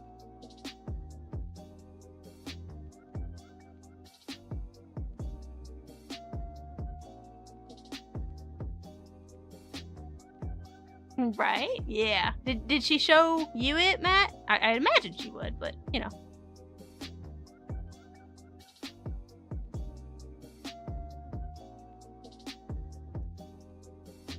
Still waiting for mine.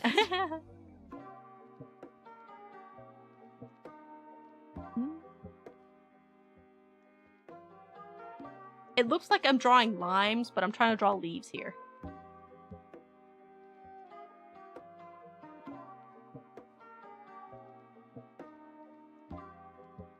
Probably shouldn't be using this brush, but whatever.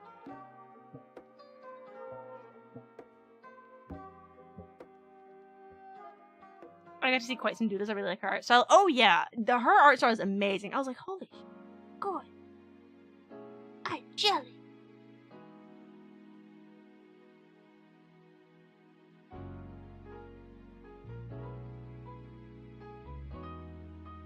Makes me jealous. I'm sad I never got that far and have my own. Yeah, I feel you.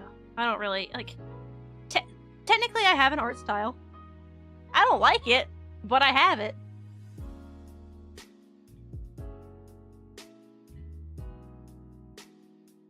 I don't know. I feel like my art style is currently middle schooler drawing their OCs for the first time. Which, we all have to get there somewhere.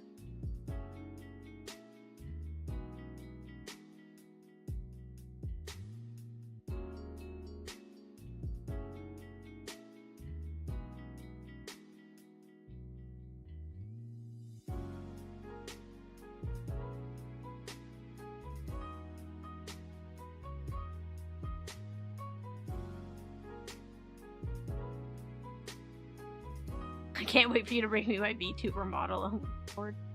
You don't want that, Matt. Trust me. Like my rigs don't. They just don't. They just don't. Android. Oh, I see. Anti.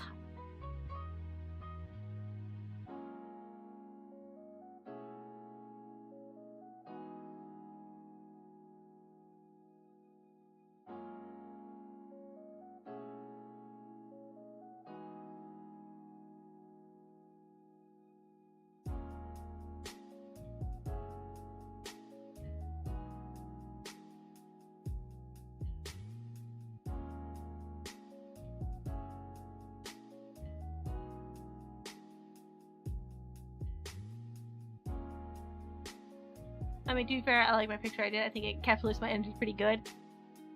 Listen, Matt, I can teach you how to split some art in a way that I could rig it, but I would need you to keep it in your style. So we could keep MS Paint matte, but I could potentially rig it into a model.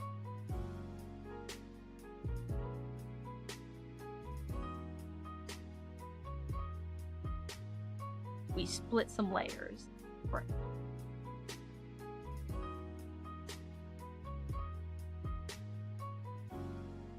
My art style really developed into my 50+ hyperfixations. Yeah. I'm just lazy. Because I like video games, so I want to play said video games instead of drawing. My hyperfixations are video games, and those keep me from everything else. If anything, I'd want a Grammy-like creature to annoy people.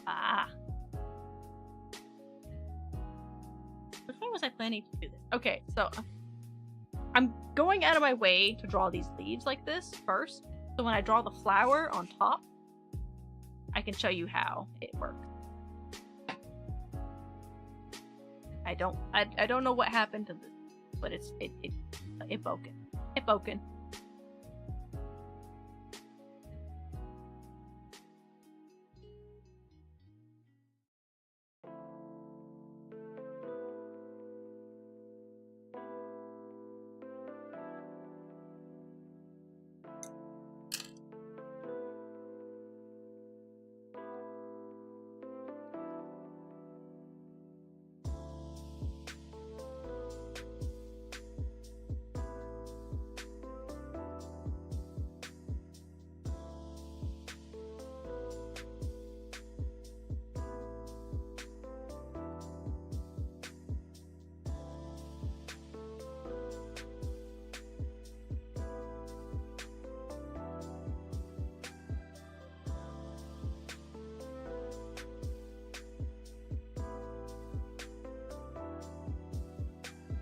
With watercolors, you would never be able to get an opaque layer like this over top of it.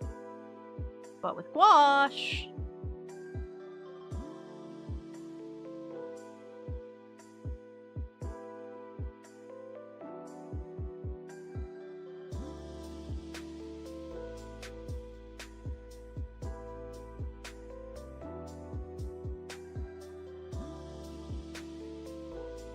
through gouache, all things are possible.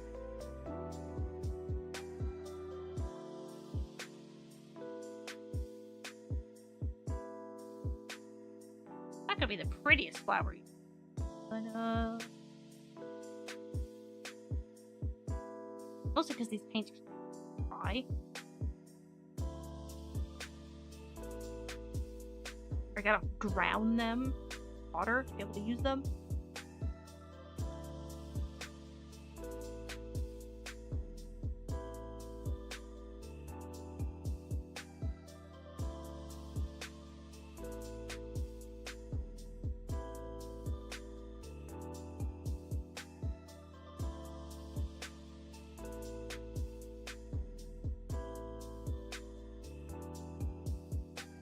That's my fault. I didn't take care of these paints properly, so now they're all fucked up.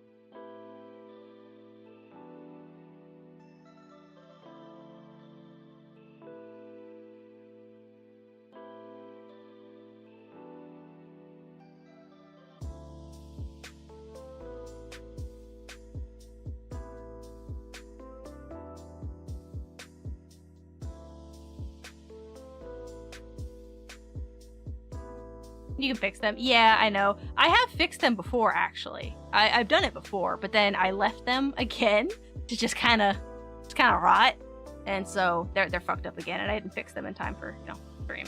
So I just gotta like dump a shit ton of water in them and just let them cook, and then like kind of crush them up and remix them and reintroduce them into paint. Ooey gooey paint.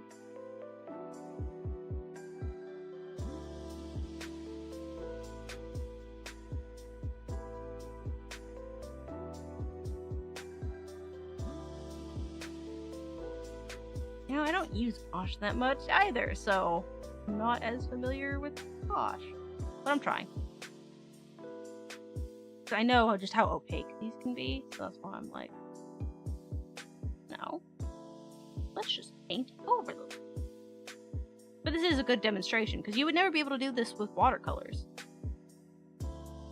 I love I need to use gouache more.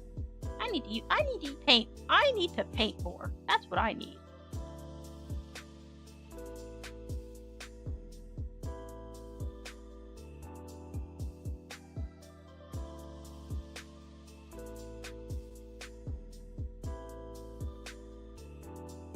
Not bad, actually.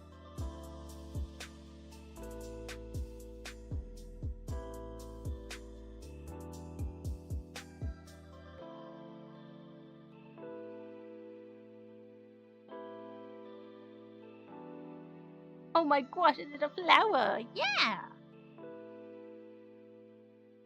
Yeah, I was just trying to show that, like, you can paint something underneath, and then because just of how opaque gouache is, you can paint right on top of it. Really want to. So inclined.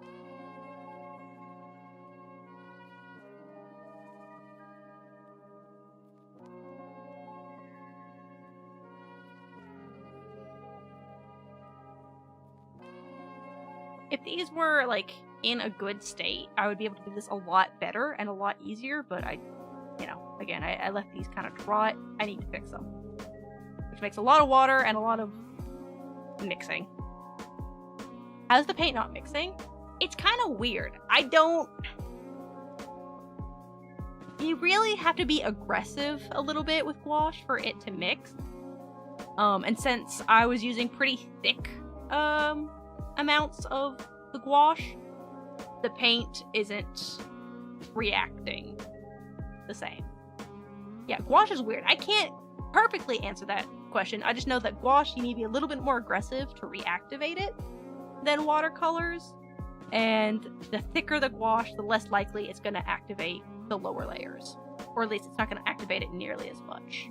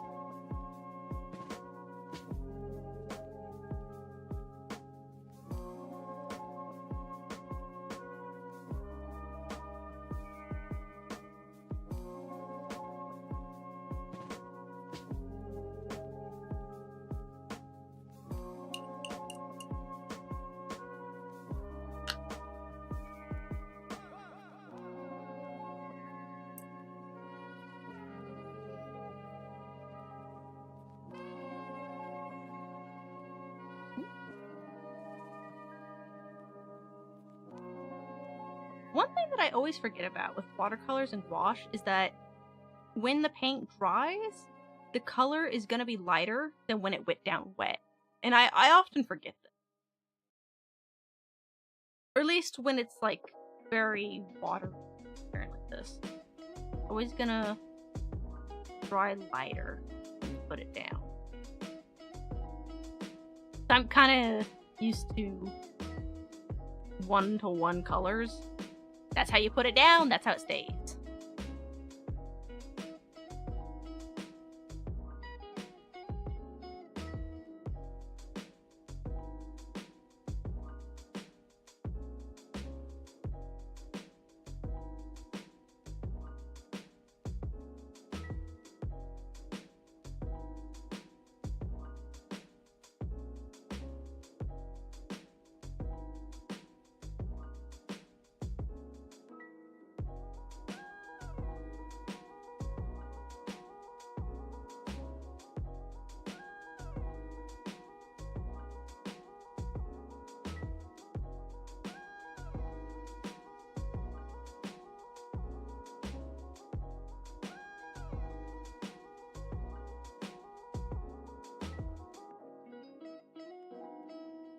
You know, for a quick little slap down painting, not bad, not bad.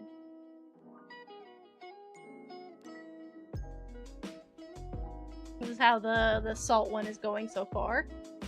Hard to see, admittedly. This one's not doing as good a job as the other one. I did. Interesting. I wonder what the difference is that are changing it. Maybe because it wasn't as fresh when I started to put it down. But I think I'm gonna call it here for today. I had a lot of fun. I had a lot of fun doing this. Was it perfect? No. But I had fun, and that's what matters. And I hope you guys had fun too. I hope you had fun. I hope you learned something. You know, I hope you got something out of it. Yeah, I'm glad you had fun too, all. Good times. Wait, the blankie TikTok is blowing up? Wait, what? I haven't checked it, Matt. My phone is up here right now. It was fun. Yay! I need to repair these squash because I like it. Pretty and good either way. Okay.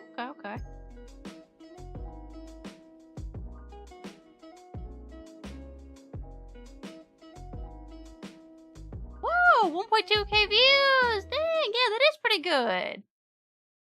That was so low effort. I don't know. For some reason, TikTok likes me just talking about random shit half the time.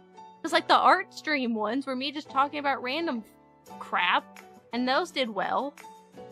Same with YouTube. YouTube liked those. I don't think YouTube really cares for the blanky one. But I feel kind of triggered.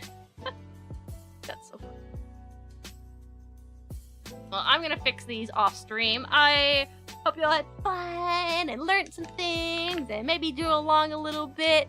Next art stream is gonna be a crayons art stream. I don't know when I will be doing that one. If people are interested enough, I might try and do it sooner rather than later. Because my goal was to have one art stream a month minimum. But if people are interested enough and would think it'd be fun, we could probably do another one sooner than waiting for next month. Or, you know, have two if people are feeling up to it. You know, it just depends. It just depends. I'm here to obey your whim. Alright, let me change screens.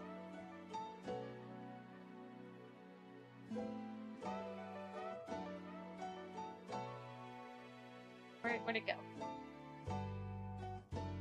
Order me a pizza? No. Wrong kind of whim, Matt.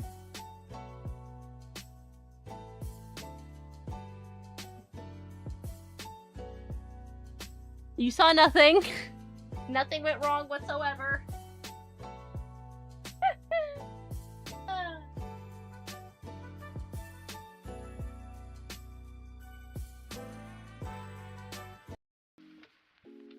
There we go. Much better.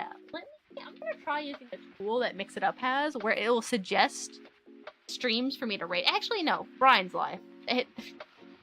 Brian's live. Who else would I raid, you know?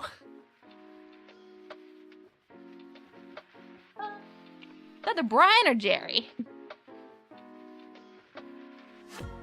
Seshi too? Good. I don't really know Seshi all that much. Oh god, my keyboard's covered in crap. Hold on. I can't even type.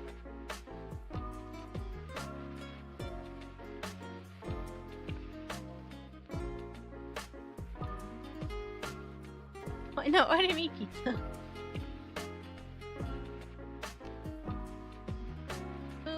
We're gonna just raid Brian, because he's right there.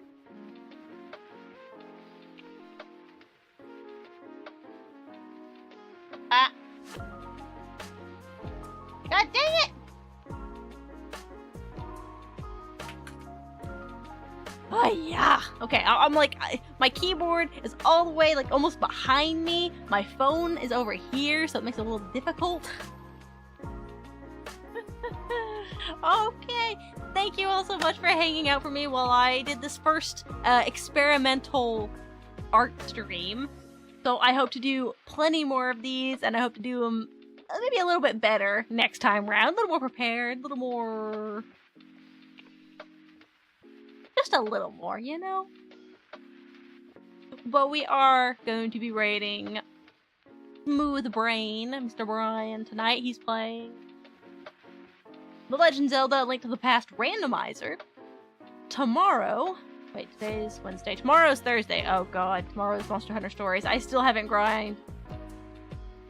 I gotta grind. I gotta grind. Ice trap from the butt. Why ice trap?